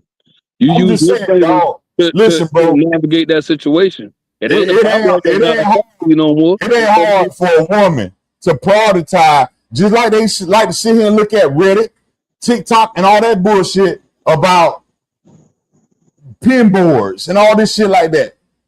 They want to sit here and look at makeup shit all day long. Look at how to fucking raise your house all day long. It ain't no excuses no more, bro. It's 2026. The shit you had, I had, Friday had, we didn't have that shit. Nigga. Only way we learned was from seeing or a motherfucker goddamn doing. And that means OJT. So, dog, all the shit that women doing nowadays, dog, they can get on their phone and Google that shit. Dude, how to run my house for 24 hours a day. That shit pop up in their face, dog. So when I say being a stay-at-home parent, and I tell you, I'm bringing home the money, you make sure this house is functional when I get here, food, whatever the case may be, it shouldn't be a problem in 2026. It shouldn't be a problem ever. But at the same time, does that mean it ain't no at the same time, dog? That's what I'm saying. At the same time, Rip, does that mean that she don't have a grace in the conversation? Bro, listen. You're using the word grace as a surrender. The word grace should not be used as surrender. The word grace is exactly what it is. It ain't used as surrender, bro. Grace is a blessing.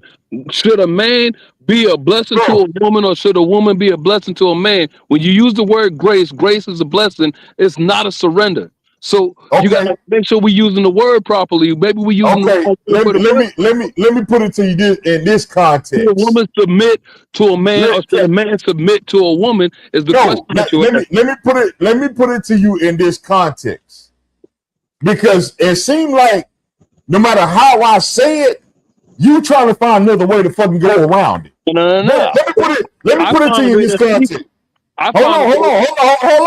Let me put it to you in this context. I run my life and my relationships on an equal playing field. I don't run on a male dominant playing field. Let me put it to you in this context right here. You, as the man of the relationship, before you got married, you said, look, baby, as long as you take care of this motherfucking house and everything around it, you ain't got shit to worry about. You go out and work 60, 80 hours a week, faithfully, and you come home and your house is still in disarray. Now, what I'm saying is, dog, with all the technology and all the resources you have in 2026, for that man to sit here and take on this responsibility from another man's responsibility, which meaning you said from her daddy, yo, stay at our relationship, I got it. I'm going to treat her with respect. I'm going to take care of that. You took that on and made her what she said she wanted to be, a stay-at-home woman. You did everything you needed to do. Okay, let me back out of this. You come on and your shit, your food ain't ready, clothes ain't clean, shit fucked up. I never asked for a stay-at-home woman because I was raised by a working woman. I never asked for a stay-at-home because I was raised by a working woman. I'm done. I can't explain no other way, dog. You just keep moving the goalpost. And the problem, and I'm gonna tell you where the separation come at. The separation come at is you're more of a teacher than a listener, and you can't educate everybody if you ain't willing to listen to. No, listen, man. What I'm saying, Smoke. You're not going to educate everybody. From time to time. Smoke. That's what I'm saying, dog. That's what I'm saying, dog. I try to make it black and white. The question I'm asking, black and white. My black and white. I try to make here's the thing. You choose not to answer it in a black and white question. No, I choose the answer with what I can relate to, and I don't relate to black and white, I guess.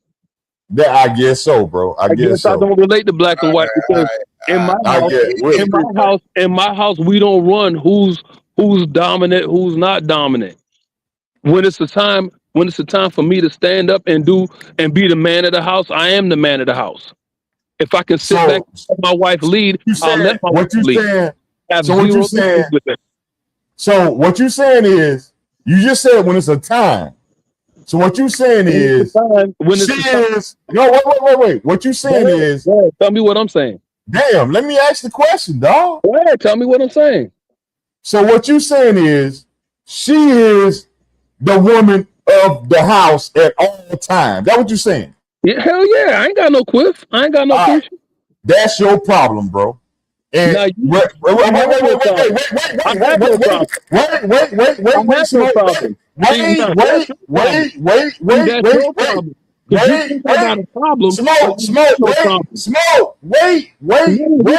me the way after you flip off. Can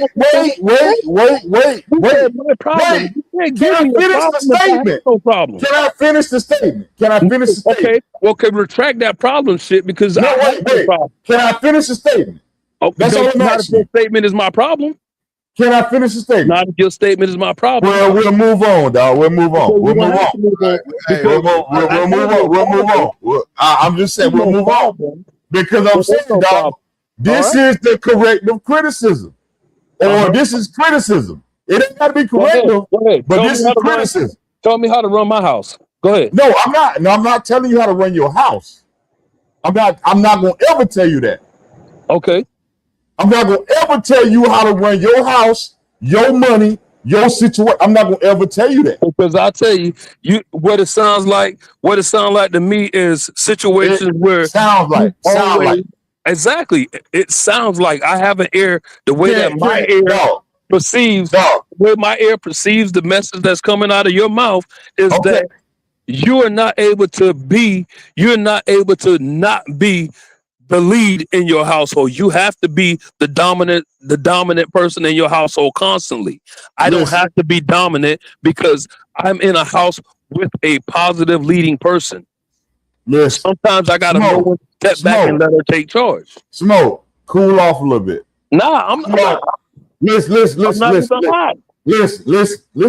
Can I, without you, can I finish everything I'm finna say? Give me 2 minutes. Rock with it.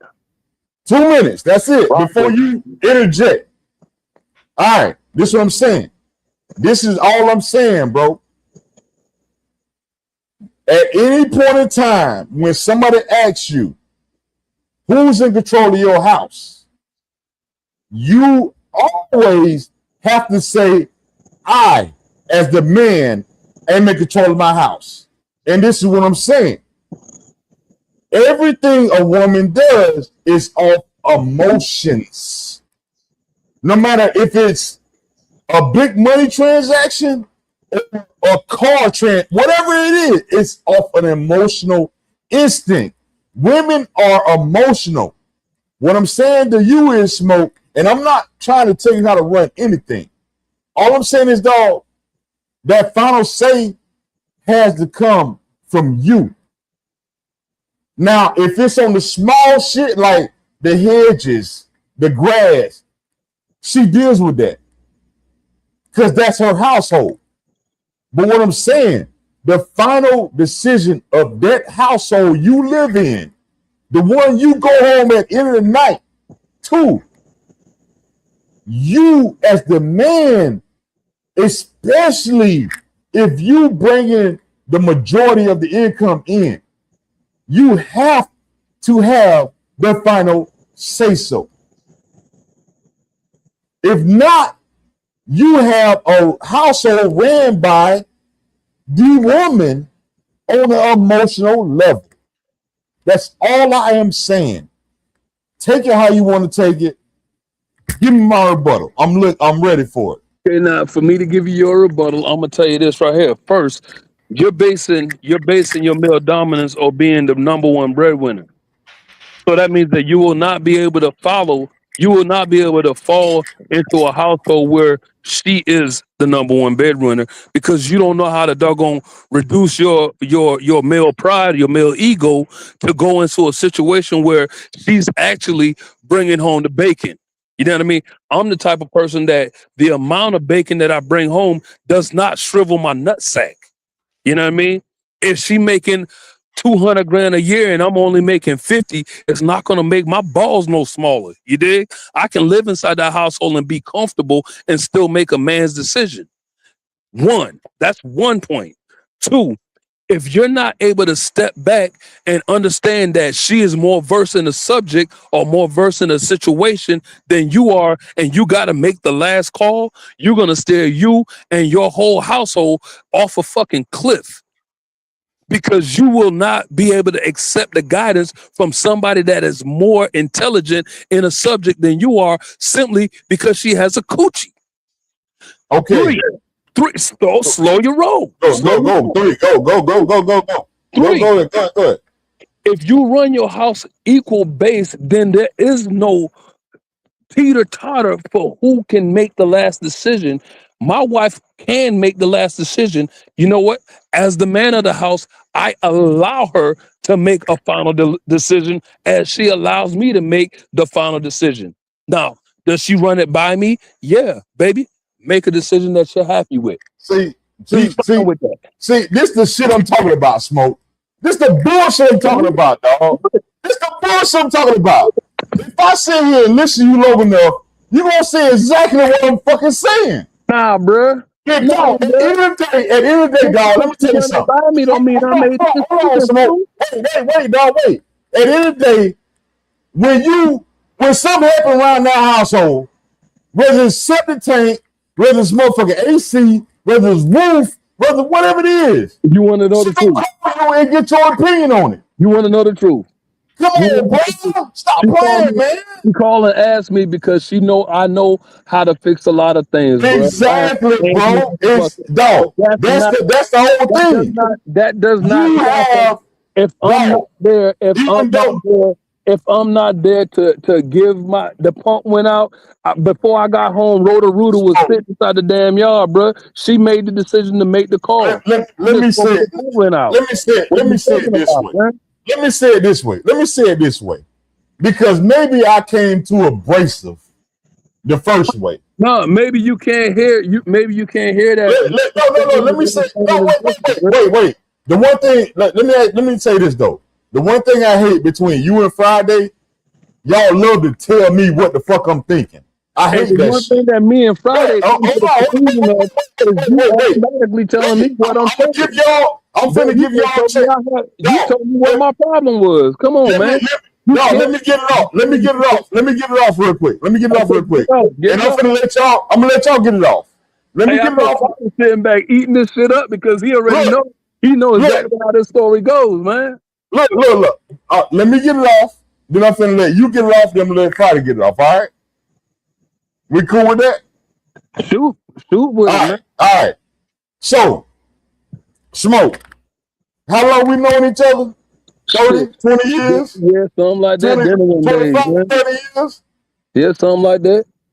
You know what I'm saying? So, what I'm saying is, what I'm about to say, or however I've been talking, y'all need to understand in the public sector, we can live and go on and still function after we talk this with each other.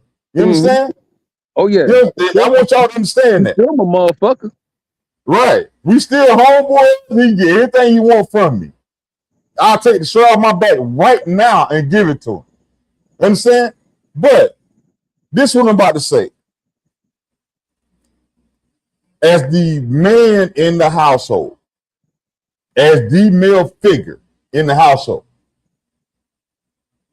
that woman took you on in expectations of her, in expectation of you kind of guiding her and keeping her safe and keeping her growing in life the entire time y'all are with each other. Touche. Am I correct on that? I can accept that what you said, boss. All right. Now, in the process of that woman knows she has a limitation of what she knows, unless she's versed in that career, like she's been a construction worker or she's been a grave digger. You know what I'm saying? Something like that. Right? So what I'm saying at the end of the day, and this is all I'm saying, dog, and I didn't want y'all to take my words more than what it was. I just want y'all to get what I'm saying right now. At the end of the day, if your wife calls a plumber, or your wife calls a roofer, or your wife calls a landscaper, if she do not give you that final call, whether it's I'm doing this, I don't care what the fuck you say, or whether it's look, what do you think about this before I do this? Then you are not the head of that household. Your wife is. Here's the problem with the wife being the head of the household. Any woman in society will tell you, whatever situation presents in their face, whatever emotion happens at that time, that's what they're living in. So if you do not get that phone call saying, pay this, pay that, then you are not in control of your household the way you need to be. And I'm going to leave it at that. Y'all go ahead. Eat me up. My house is a two-headed monster. And I guarantee you, all we do is we devour success in this motherfucker because it's a two-headed monster, and I know how to shut the fuck up and let her go. I can let my wife run. You know what I mean? I can get in the passenger seat and go to sleep because my house is a two-headed monster, and I don't have to critique or stop everything that she's doing, so I'll have a say-so. Now, when it comes down to situations that move around the house, we grace each other with the opportunity to know what's going on and give input on it. We grace each other with that. She'll let me know, hey, the AC outside is doing something crazy. You want to go look at it, or should I just go ahead and call an AC tech? Well, There baby, you I don't go. know shit about an AC. That's grace. That's grace. She gives me the opportunity to look at it first, because looking at it first is her method of, if I can fix it, it's going to save my house money. Now, should you show her grace? I always do. Now, how do you show that? Hey, look, baby, shit, go and get what the fuck you want. So basically, Go get whatever the in fuck a way of you showing grace is throwing a little bread to her or telling her to go there and have a good time or whatever. Yeah, no, shit, baby, you do what you want to do. Hey, look, I don't care what she chooses. Like, if she just go tomorrow and want to buy a fucking 2026, you know what? I'm gonna just be like, hey, shit, go in and do that, bitch. Go ahead and That's pull what I'm that saying. motherfucking Now, trigger. Trust me, all I'm she saying did is, it with dog, the leg. we talk about the outside shit. That grace you showing your wife, that's really inside stuff. Hey, but you know what I We mean? talk about the outside stuff of it. We get down though. That's how I run my house, and that's how I always ran my house, so to speak. You know what I mean? I always ran my house that my shorty don't really have to ask about nothing, because I'm gonna go get it no matter what. So whatever situation we go through, I make sure that I'm gonna be a go getter inside the situation, and she ain't gonna be struggling. You know And what I that mean? that been working out, right? But in my current situation, I came into a situation with a person that had everything that I had. We met and came together, and I don't have to tell her how to run a house, because she knows more about running this motherfucking building than I do. So when it comes down to the mechanical parts of things and the way the mechanical things go, yeah, I'm a forerunner, and I can go up and drywall, and I can, you know what I mean, change light bulbs and light fixtures and ceiling fans and all of that stuff. I can lay concrete and cut grass and all of that, all of the mechanical aspects of it. But when it come down to, you know what I mean, going back and forth with the light company, when it come down to navigating and when we gonna get a plumbing truck out here or the gas truck out here to refill the tank and all of that, I don't even participate in none of that. She runs all of that.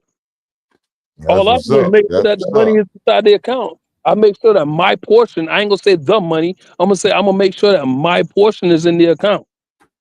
If I put more inside there, I put more inside there. But we go 50-50 to that bank account. We put the same amount inside that bank account to make this house run. I don't ask her to put more than what she put in. She don't ask me to put more than what I put in.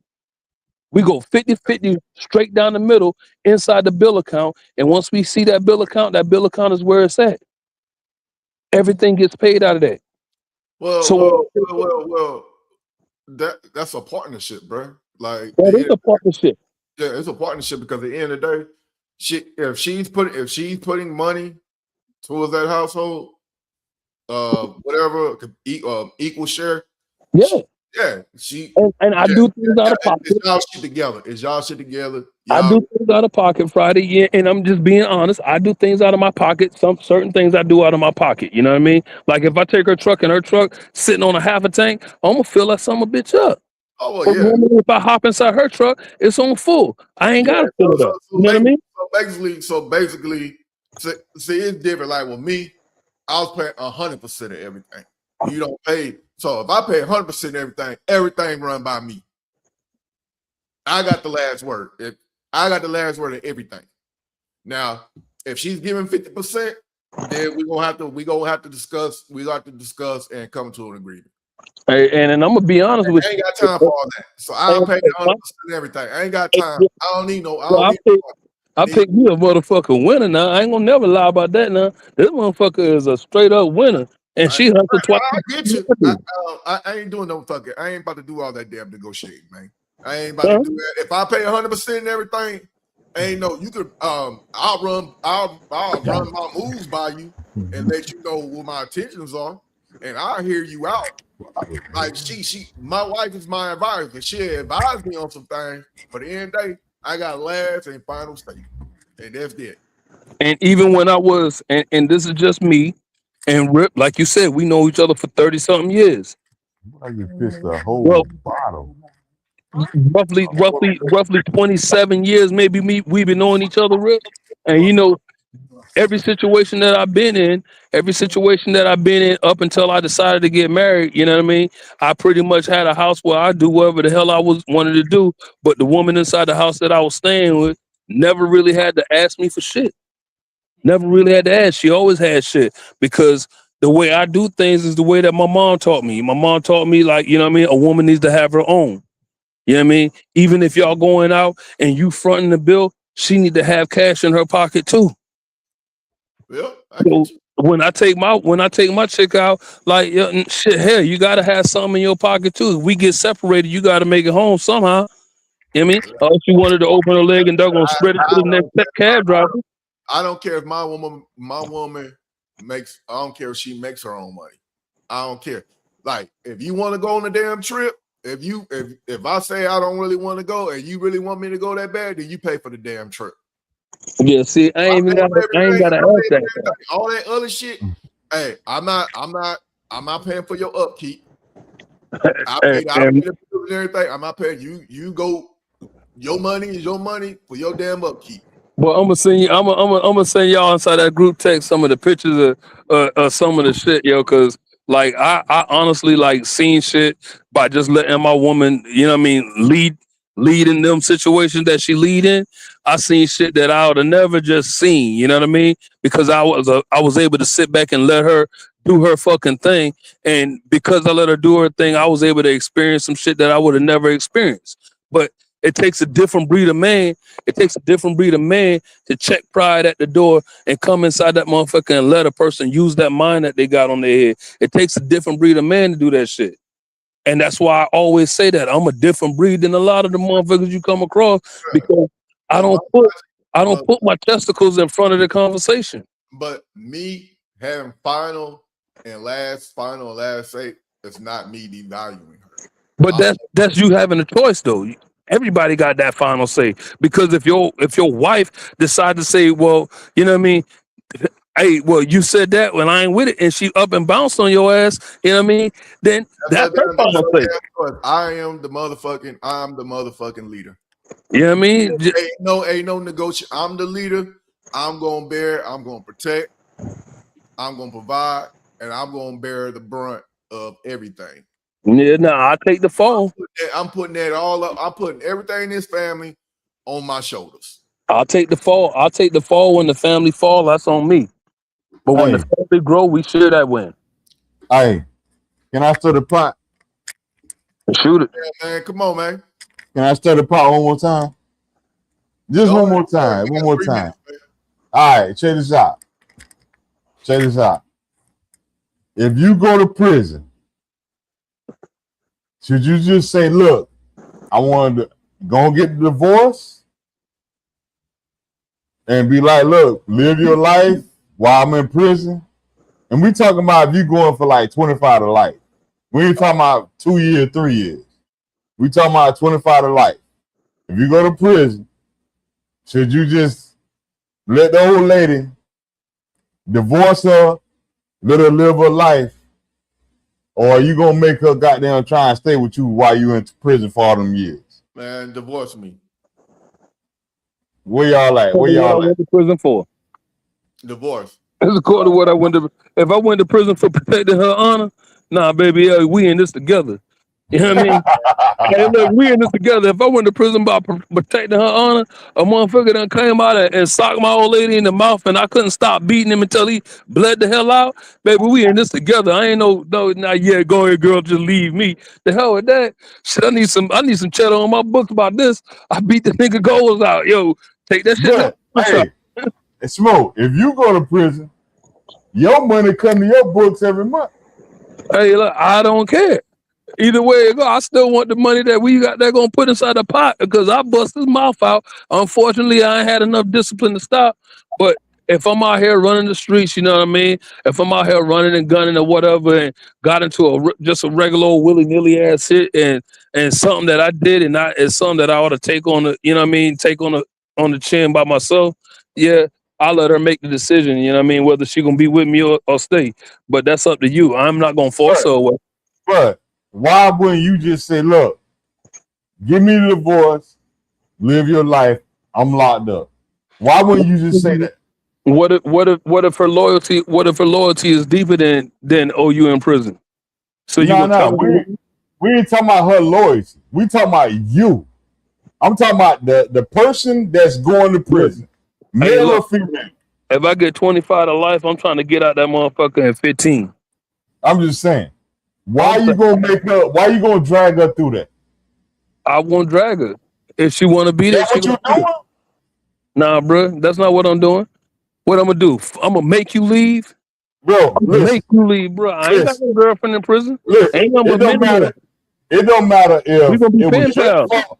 Listen, dog. If it was your fault or somebody else's fault, you went to prison. Hey, And look, they gave you. Hold on. You already 40 something now. They gave you 25 to life. Why would you just say, look? Why would you just say? Hold on. Why wouldn't you just say, look, mama, do your thing. I'm in prison. Why you would just say that? Because if I was able to get out in 10 and I gotta pull back up there and look at my woman all hugged up around another dude, that shit gonna still hurt. Wait, what are you talking about? When you get out? That what you saying? Hell yeah. Nigga, if you got 25 life and you 40 something, you ain't getting out alive. Bro, I ain't in Florida. You be surprised, look. Man, stop playing, Smoke. Man, you playing, bro. Hey, that's why I'm to get me locked up. You adding, bro. You adding, dog. I'm not adding, bro. I'm trying to get out in 15. I told you out the gate. I'm doing good behavior. Let me tell you something. If they tell you no conjugals, but you there for 15 years, you gonna make that woman suffer for 15 years. How you know she's suffering, bro? Man, come on, bro. How you Come know on. she's suffering, bro? Every question we done asked tonight, you done moved the core goalpost on. That's Man, crazy. bro, your question is crazy as hell. How is it crazy? Crazy as hell. How is it crazy, Smoke? How is it crazy? You asking me, and I'm telling you that if my woman want to go, then she already got the lead. I ain't gotta be locked up for that. I've been standing on that. I've been standing. My woman got a choice to stay or a choice to go. So I'm saying, if she want to stay, she can stay. If she want to go, she can go. How you mean? Saying, Smoke, if you get the charge, they come raid your house. You get locked up for 15 to 20 for life for what you did.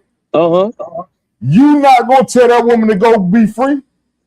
So you gonna tell your woman to go be free? No. If I get locked up for 25 to life and I'm 40 plus, bitch, go find you somebody else. I'm in prison. Bro. Ain't no consequences. Ain't nothing. You know the difference between you and a woman? A woman don't need to fuck. A woman don't need a conjugal. That's the one that choose to do that. A woman don't need to fuck. A woman don't need a conjugal. That's the one that choose to do that. What a woman need is more emotional. You've been saying that all night. Bro. So how you gonna tell her to go find somebody else because you locked up? You can't give her no emotion. A woman need physical emotion, bro. Now you saying that she got to be physical. It's emotional. No, I'm gonna tell you something. Physical and emotion is two different feelings. Women need confirmation every day, and they need physical emotion often. Man, they got more women dating motherfuckers in prison right now. That's fine, but I guarantee they get fucked by somebody else. Now, man, come on, man. I guarantee they get fucked by somebody else. Okay. I guarantee you that. They got men out there that sleep with their wife every damn night and she getting poked down by somebody else. Listen, dog. What I'm saying is, if they lock you up and you got 25 to life, why you wouldn't tell that woman to go live her life? Because that's not my place to tell her or not tell her. You selfish as fuck. That's why. That's your place to tell your woman what to do. You know what I mean? Bro. My place is to allow my woman to choose, homie. So you gonna sit and say, look, hey baby, I got 25 to life. You gonna rock with me or you gonna bounce? Is that what you gonna say? Ain't it her choice? Bro, that woman is not finna rock with you for 25 to life. She gonna be fucking. The moment you get locked up, she gonna be fucking something, dog. Man, when you sober up, I'm gonna hit you like you hit Friday. When you sober up, bro, I need you to go and play the show back and realize that that drunken tongue that you talking with right now, you making every decision for every woman you speak about right now. You have not let a woman make a decision for herself yet in this conversation tonight, and yet you still trying to say that I rebut everything you talking about. Let me say this. Let me say this though. Let me say this. I let you talk the whole time. Let me say this. All I said was if you finna get locked up, you got convicted, you got no conjugals, you get locked up for 25 to life, and you did not come out your motherfucking mouth and tell that woman, yo, go live your life. Yo, I'm locked the fuck up. Ain't nothing I can do. I'm probably gonna die in this motherfucker, especially at 40 plus years old. 40 plus years old. You gonna sit here and tell me it's up to her to make the decision. Bro, that's stupid talk, bro. Hey, I'm a stupid motherfucker, Rip. What you expect? I'm just saying, dog. Nigga, I can't. There's no way. Yeah, y'all can have a relationship far as like because you phone shit like that. Because you gonna tell yours to leave. You gonna tell your old lady to leave. Me, Bro, I ain't got no intentions on finding the old lady in prison. I'm gonna tell you something, bro. Hey, look, my intention is gonna keep the conversation with what I got. Listen, I'm gonna tell you something straight up. When I find out that I ain't coming out of prison, I'm letting that motherfucker go that moment. For what though? What's the purpose? What you gain by letting her go? Dog, why hold her life up when your life is motherfucking on hold? But why you upset? Why are you upset if she chose to be with you? Bro, whether she sit here and say, look, I'm gonna rock with you for 25 years or not, let her go, because I'm telling you something. It only take one fucking dance, one bump, one conversation, one whatever, and she hooked on this nigga. And I put $1 in the pot.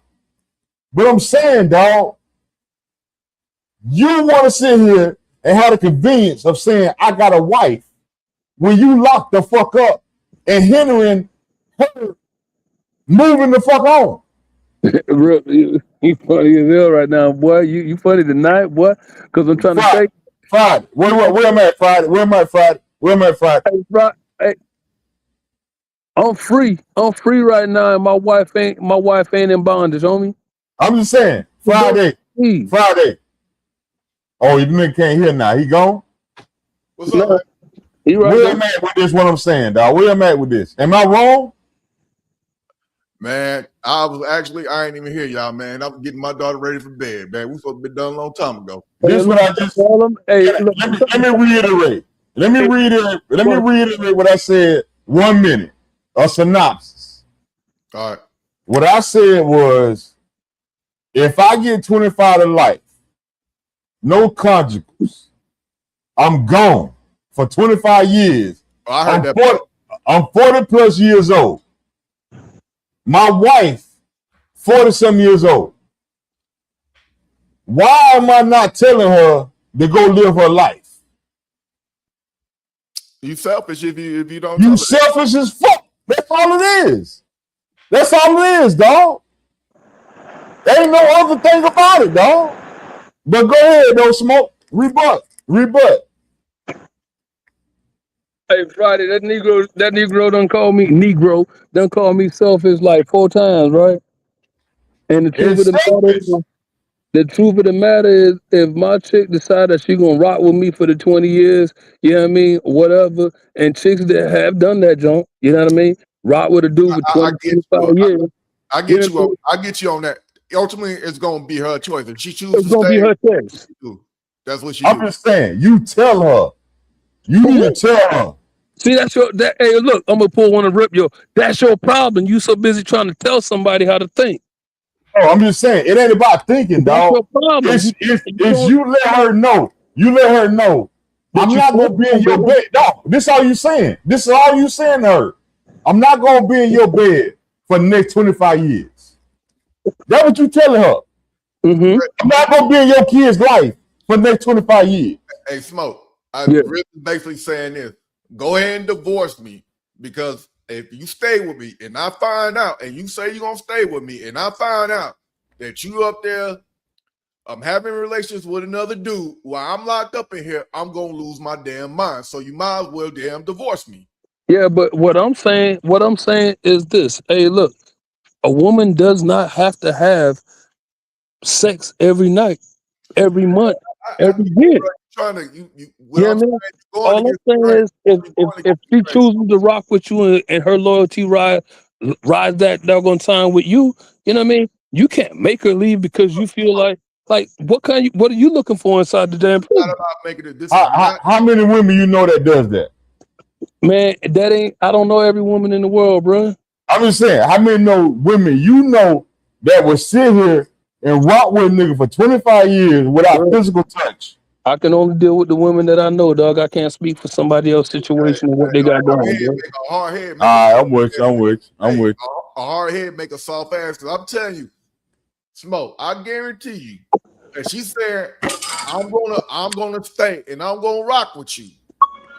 And you find out she did some shit, you're gonna lose your shit. Because she gave you her word. I'm just saying, bro. You sit here and make it seem like it's a choice. No. You as the man that's getting locked the fuck up got to make that the choice. It got to make that decision. Because when she call you and say, look, or you call the house and that person answers the phone other than her, you done lost your mind. Dog, you locked the fuck up for 25 years. You done lost your mind because that other dude just answered your phone. And you gonna get more time added on because you're gonna fuck around and do something to that dude. I'm just saying, dog. Stop being naive, hey, bro, and take it for what it is, dog. Hey, I'm gonna take it for what it is, bro. Hey, look, you got to be able to trust the person that you with.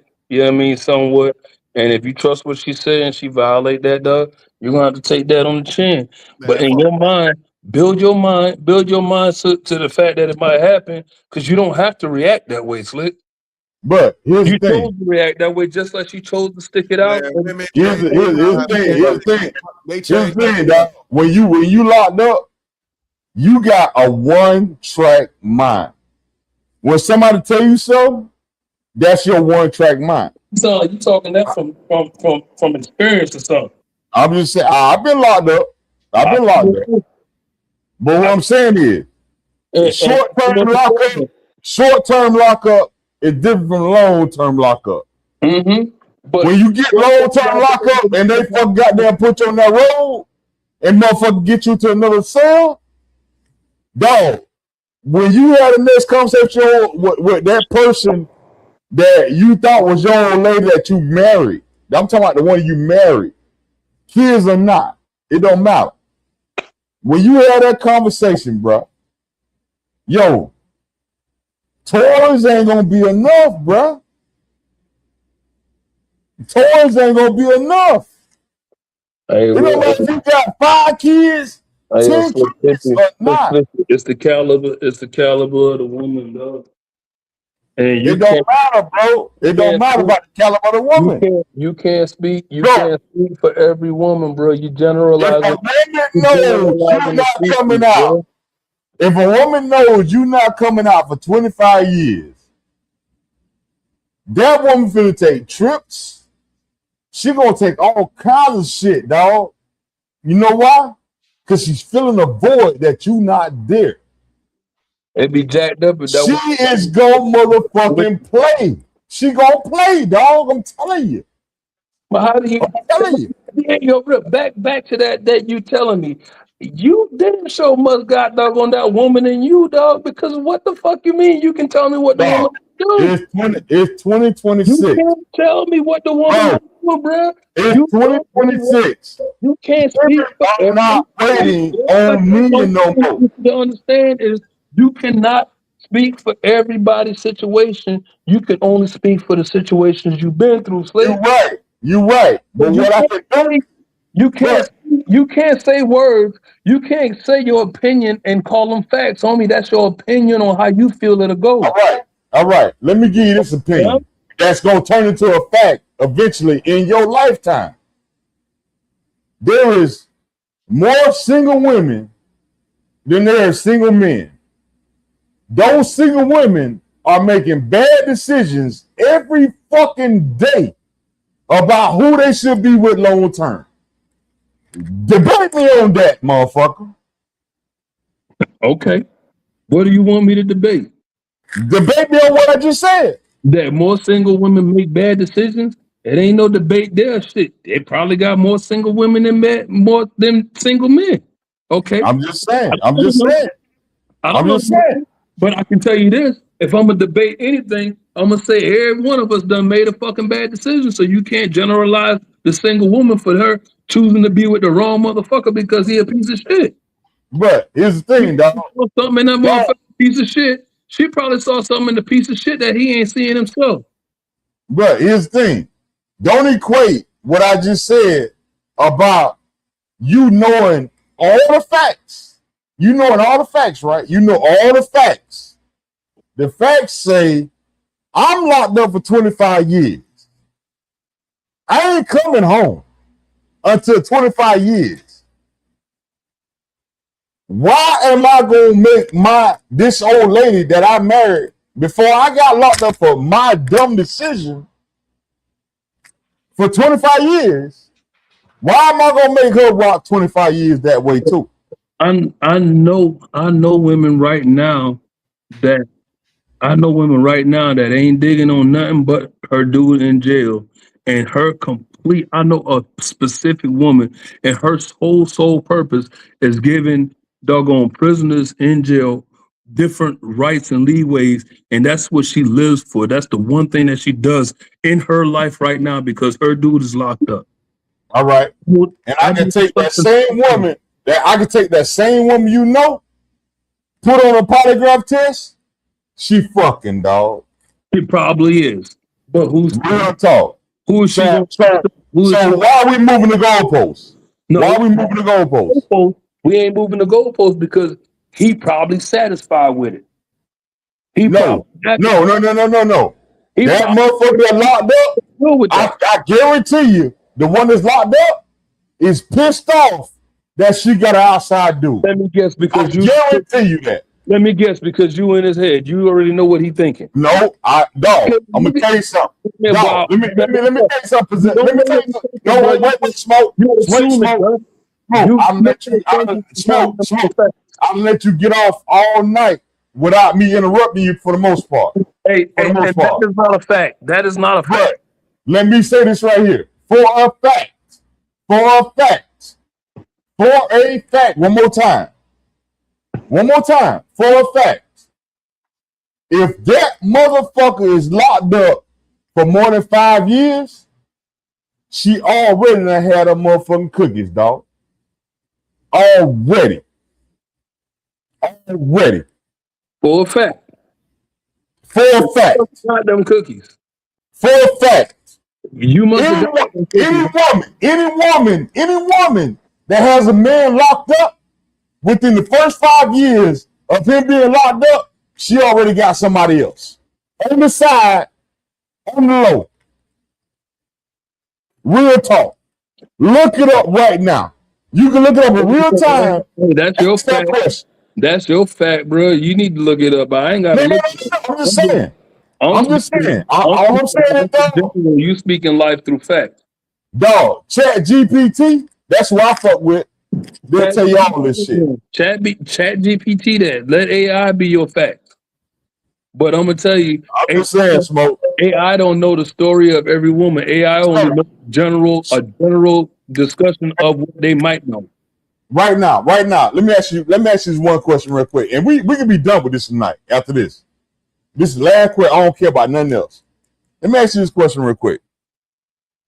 If you ask your woman right now, you ask her,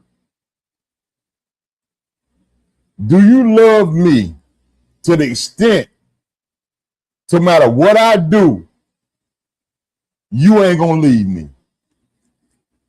What's she gonna say? She probably couldn't answer that question, bro. She probably gonna tell you, I will leave you. But you know why? Because it's the unknown. It's the unknown.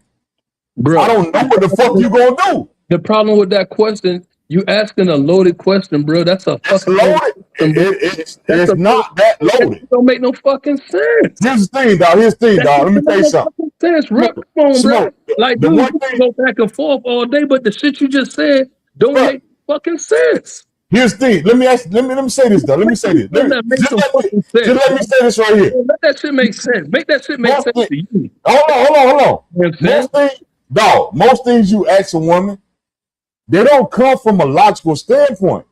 They come from an emotional standpoint first. You talking about later you get the logical standpoint. Hey, listen. About it, dog. You talking yourself the same shit that you be bashing on, bro. You putting yourself in that situation, bro. You putting yourself on the bridge so somebody can come back and call you on your shit. And that's what I want you to do. What you're doing right now. You know what I do? You know what I do? You rip, bro. Because you don't want to recognize the fact that you doing right now same shit that you tell Friday not to do. No. Yo, this is you on your shit. Hold on, smoke, because I know you call Friday. I'm gonna call you on your shit. But call me on it. But here's the thing. Here's the thing, smoke. Here's the thing. Everything y'all call me out on, I go and do my research on it. Okay, well, you need to research. Wait. How has ChatGPT touched every woman in the world? Hold on, dog. Research how has ChatGPT touched every woman in the world, bro. No, this is it, dog. You talking about American women? I'm gonna tell you a generalization of American women. And I'm gonna tell you, you talking. You don't want me to say that, but I'm gonna tell you who. I'm gonna tell you who. Hold on, wait a minute, wait. This will do. Wait. This I'm gonna tell you, dog. We as me. When you come back and you tell me you disagree with something I do, I go and do some research and I look and do some soul searching. When I do all, hold on, wait. One week in the books this week. Wait, dog.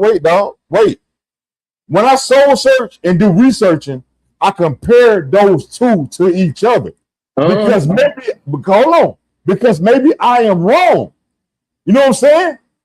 I compare and contrast to what I am saying against what the person is saying, so Roger Feathers, can have an intelligent debate about what I'm saying. You understand? Now, if I'm debating on a person that's just living off emotions and opinions, I will never win. So why you doing so much? Wait. Same thing as you were doing right now, tonight. You are living off emotions and opinions. You are straight up emotional about every question we have posed tonight. What I'm saying is, dog, if I ask you this question next week sometime, it will be a different answer. I'm not going to say what answer it is, but it will be a different answer. What I'm saying, dog, some people are too quick to answer questions instead of listening to the question fully. I don't care, bro. I don't care that I'm wrong. I don't care that I'm wrong. If you debate me, listen, wait, dog. If you debate me and give me time to process what you said, it's a different story. But if you just accusing me and fucking damn ending my fucking whole debate, then we gonna have friction all night long. You know what I'm saying? Your last little rant, all you was doing was accusing and motherfucking shut shit down. All I'm saying, dog, let's have a friendly debate about what we're saying and bring the facts with it. That's it. I'm gonna leave it be. Go ahead, Smoke. Go ahead.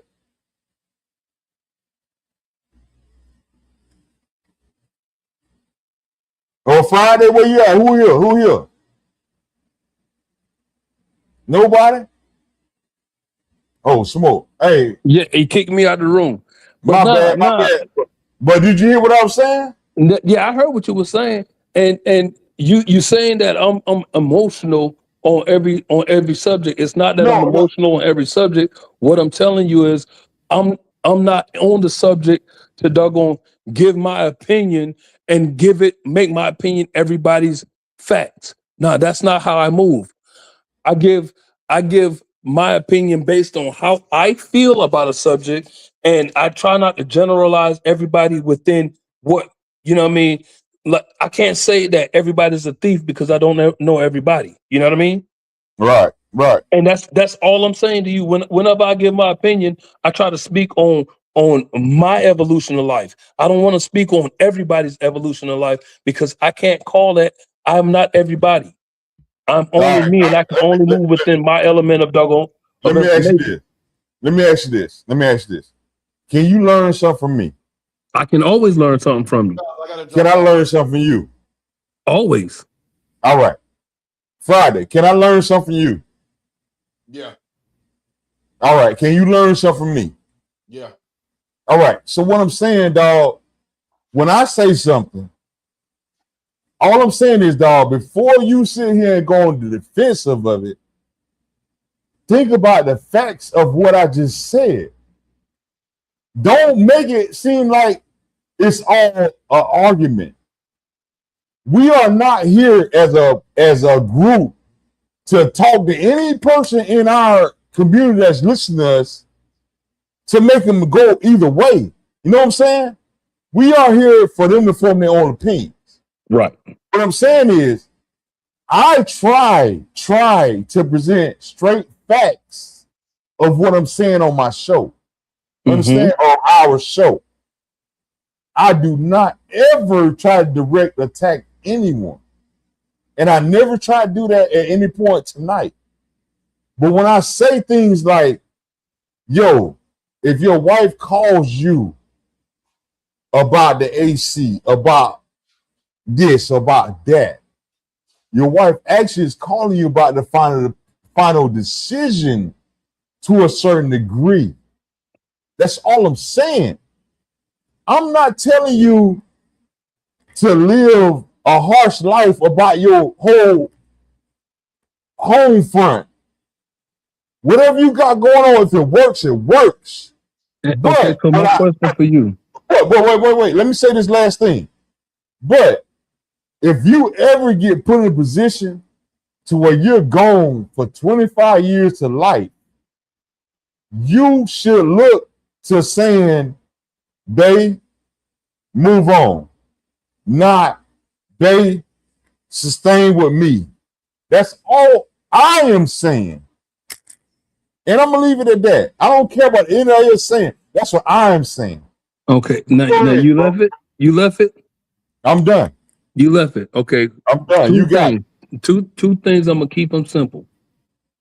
Thing one is this: there are women in this world whose significant other has passed away, and that is the last time that they look for that companionship.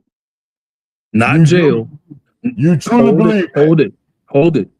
Hold your comments. Oh, good. I'm gonna come. There are women in the world. There are women in the world that their significant other passed away, and they so distraught over that situation that they look for no one else. I don't know these women, and you don't know these women, but there are women in the world that got so lost on that situation that moving on was not in them. Thing two, and it's a question. If your wife called you and said, hey, Rod, Rip, the AC went out and I called an AC mechanic and he's going to be here when you get off work. He's going to be coming over at 4 o'clock. You know what I mean? Because you get home at 3:30. He's going to be at 4 o'clock. Are you going to be upset with her because she made that decision and called you and told you the solution that she came up with? No, because you know why? That is a simple solution and a simple problem. Absolutely. We talking about long-term shit, bro. Absolutely. And I'm talking long term, that if things come up and she has a valuable solution, bruh, I gotta step off of my doggone pride pedestal and let that solution play out. But let me ask you this question though. Can I ask you this question before you move on? All right. Well, you know your woman is not versed in anything repairable, car, house, whatever. Would you let her make the final decision on the final estimate of what's going on? And she does it now. You know what No, she do? right? She No, right? researches. She No, right? researches. No, right? No, she No, does. right? No, she do it. I'm just saying, no, right? You wouldn't let that happen, right? She does it. That's what I'm trying to tell you, right? You're not listening. You saying something, but you ain't hearing me. She does that now. She researches and comes up to her That ain't own. what I'm saying, Smoke. That ain't what I'm saying. That ain't what I'm saying, Smoke. That's not Well, what what I'm are you saying. saying then? Because What I'm saying is, dog, you asking me, and I'm telling you that she does it right now. So my answer is yes. Okay, well, whatever. It's yes, whatever. All right. But the average guy, and Friday, you hear? Oh, he gone. He gone.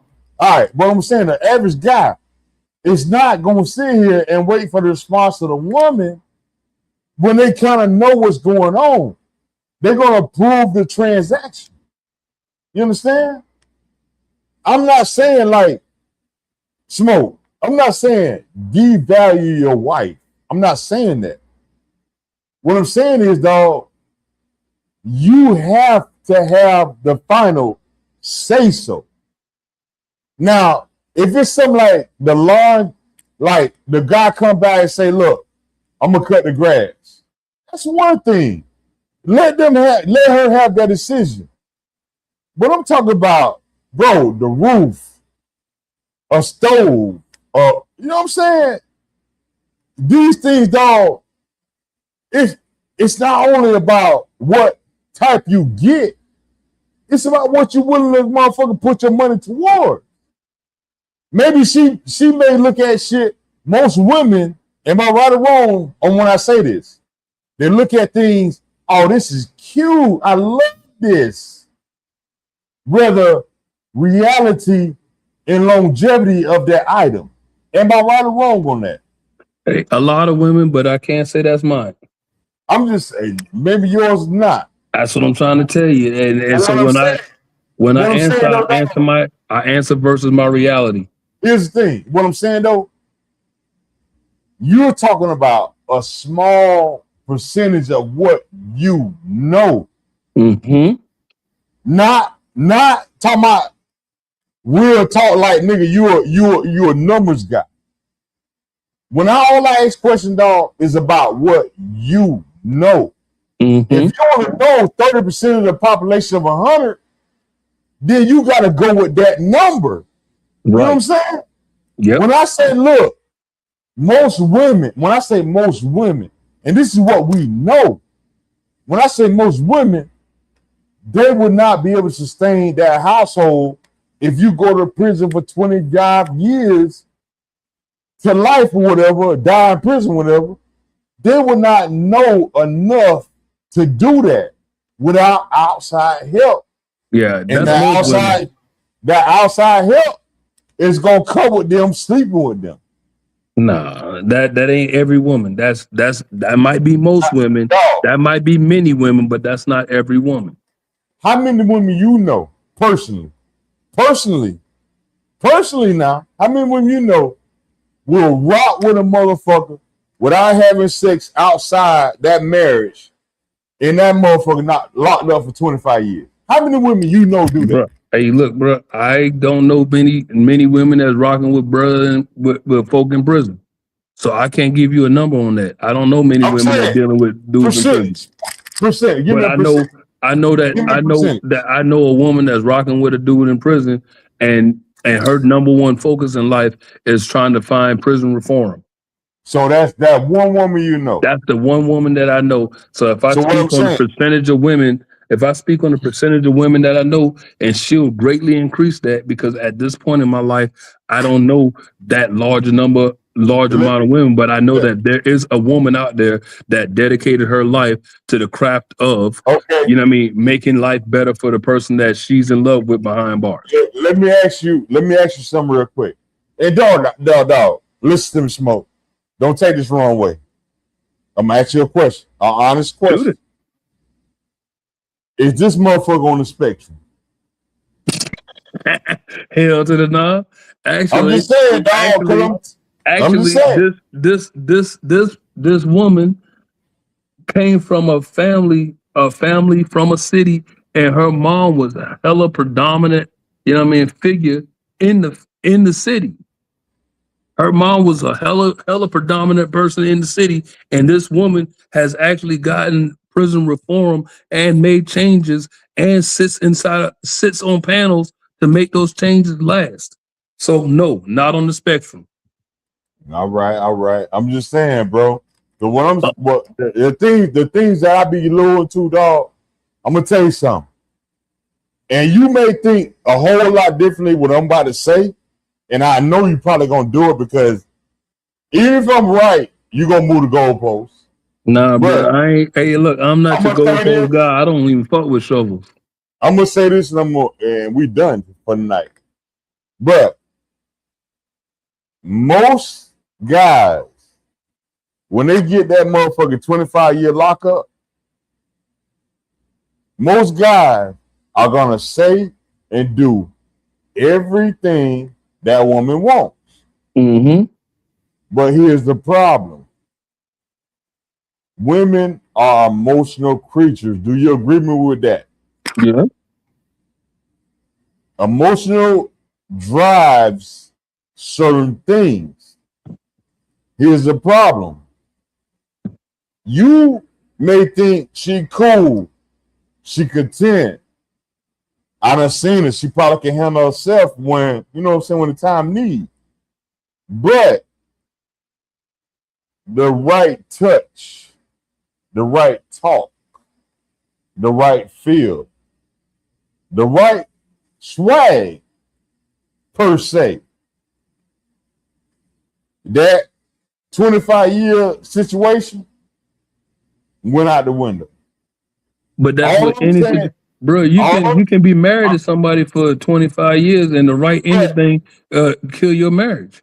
So you know what I mean. You cannot just generalize any individual under that open precinct. Let me ask you this question. If I just got locked up for 25 years of life, and I'm out here, and a guy, which the 25 year the guy life wasn't really bringing that much money in, other than trapping, and I got some steady income coming in, you gonna jump on this next relationship, dog. I mean, yeah, your significant other that got locked up showed you how to trap, showed you how to move money, showed you, hey, look, as long as you rock with me, I'm rocking with him. But at the end of the day, dog, most women can't get the same money most men can get. Is where I'm at with it, dog. Yeah, but I'll be honest with you. I know a woman that's getting more money than the majority of the men I know. That how many that is though? One?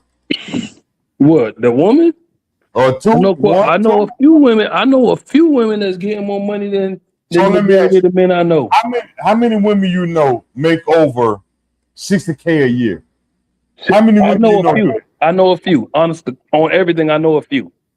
You know a few on real life talk. Real life talk, yeah. Real life talk. I know a few. How many homeboys you know, or how many dudes you know, make just as much? I know. I got a few homies that make just as much. Is it outnumbered in the women?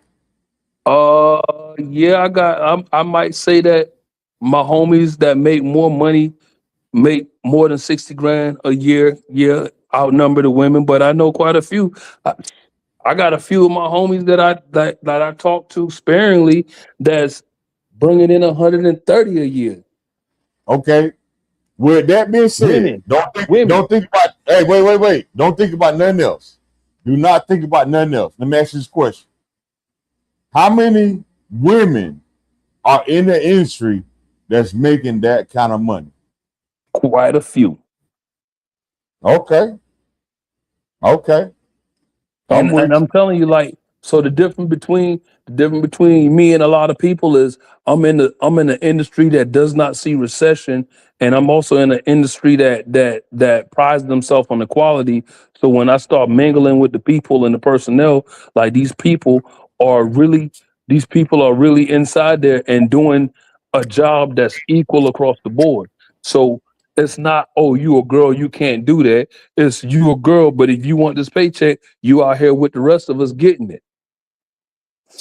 I got you. Like well, my homie Angie right now, she colder than a polar bear's toenail. When it comes to, and she does the exact same thing that I do. And she cold out here. She cold. I'm talking. She cold out here. She be running doggone $20 million jobs. $20 million jobs running them. Give her a shout out real quick.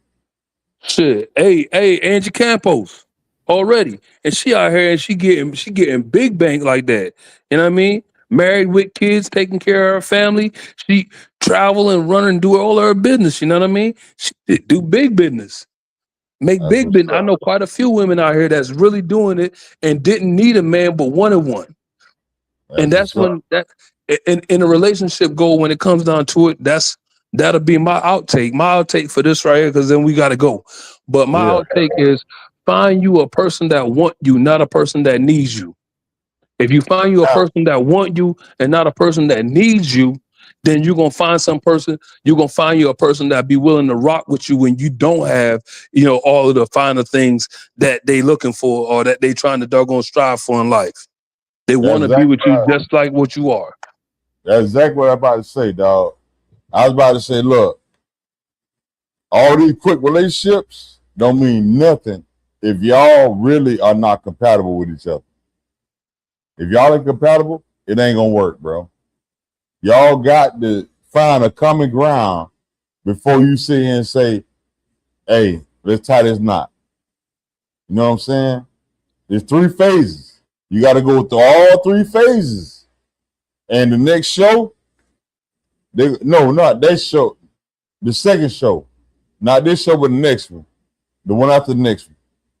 We're going to have 3 phases broken down for y'all to look into. But Smoke, you got anything before we get out of here? Hey, like I said, man, find somebody that wants you, not somebody that needs you, and your relationship will be a lot better. Hey, rock with the person that rocks with you. Support and respect life. We out of here, man. Already. Stay on the line, Smoke. Stay on the line. Yep.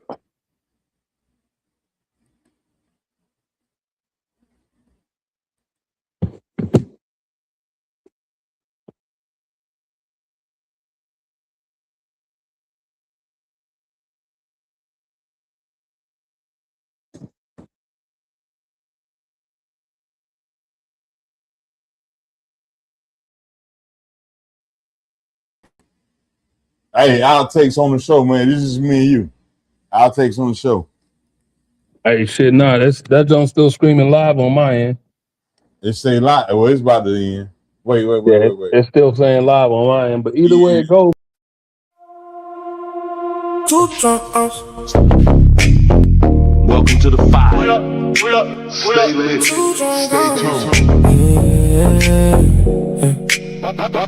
tuned. OG Friday, the chef in the frame. Ripper step in, remember the name. Talk real life, what's going worldwide. News in the cut, let it slide in spite. From the block to the boardroom chat. Same 2 unks, but the facts they pack. Every headline get a fresh new spin. Come for the talk, then we lock you in. Coming up in the game, they don't play it safe. Reaching to the mic, got a heavy little weight. Current events, yeah, we keep that live. Say it with your chest when the topic arrive. Two Drunk Unks podcast. Two drunk Unks podcast. OG Friday, Ripper on deck. Two Drunk Unks podcast. Worldwide talk, we break it down right.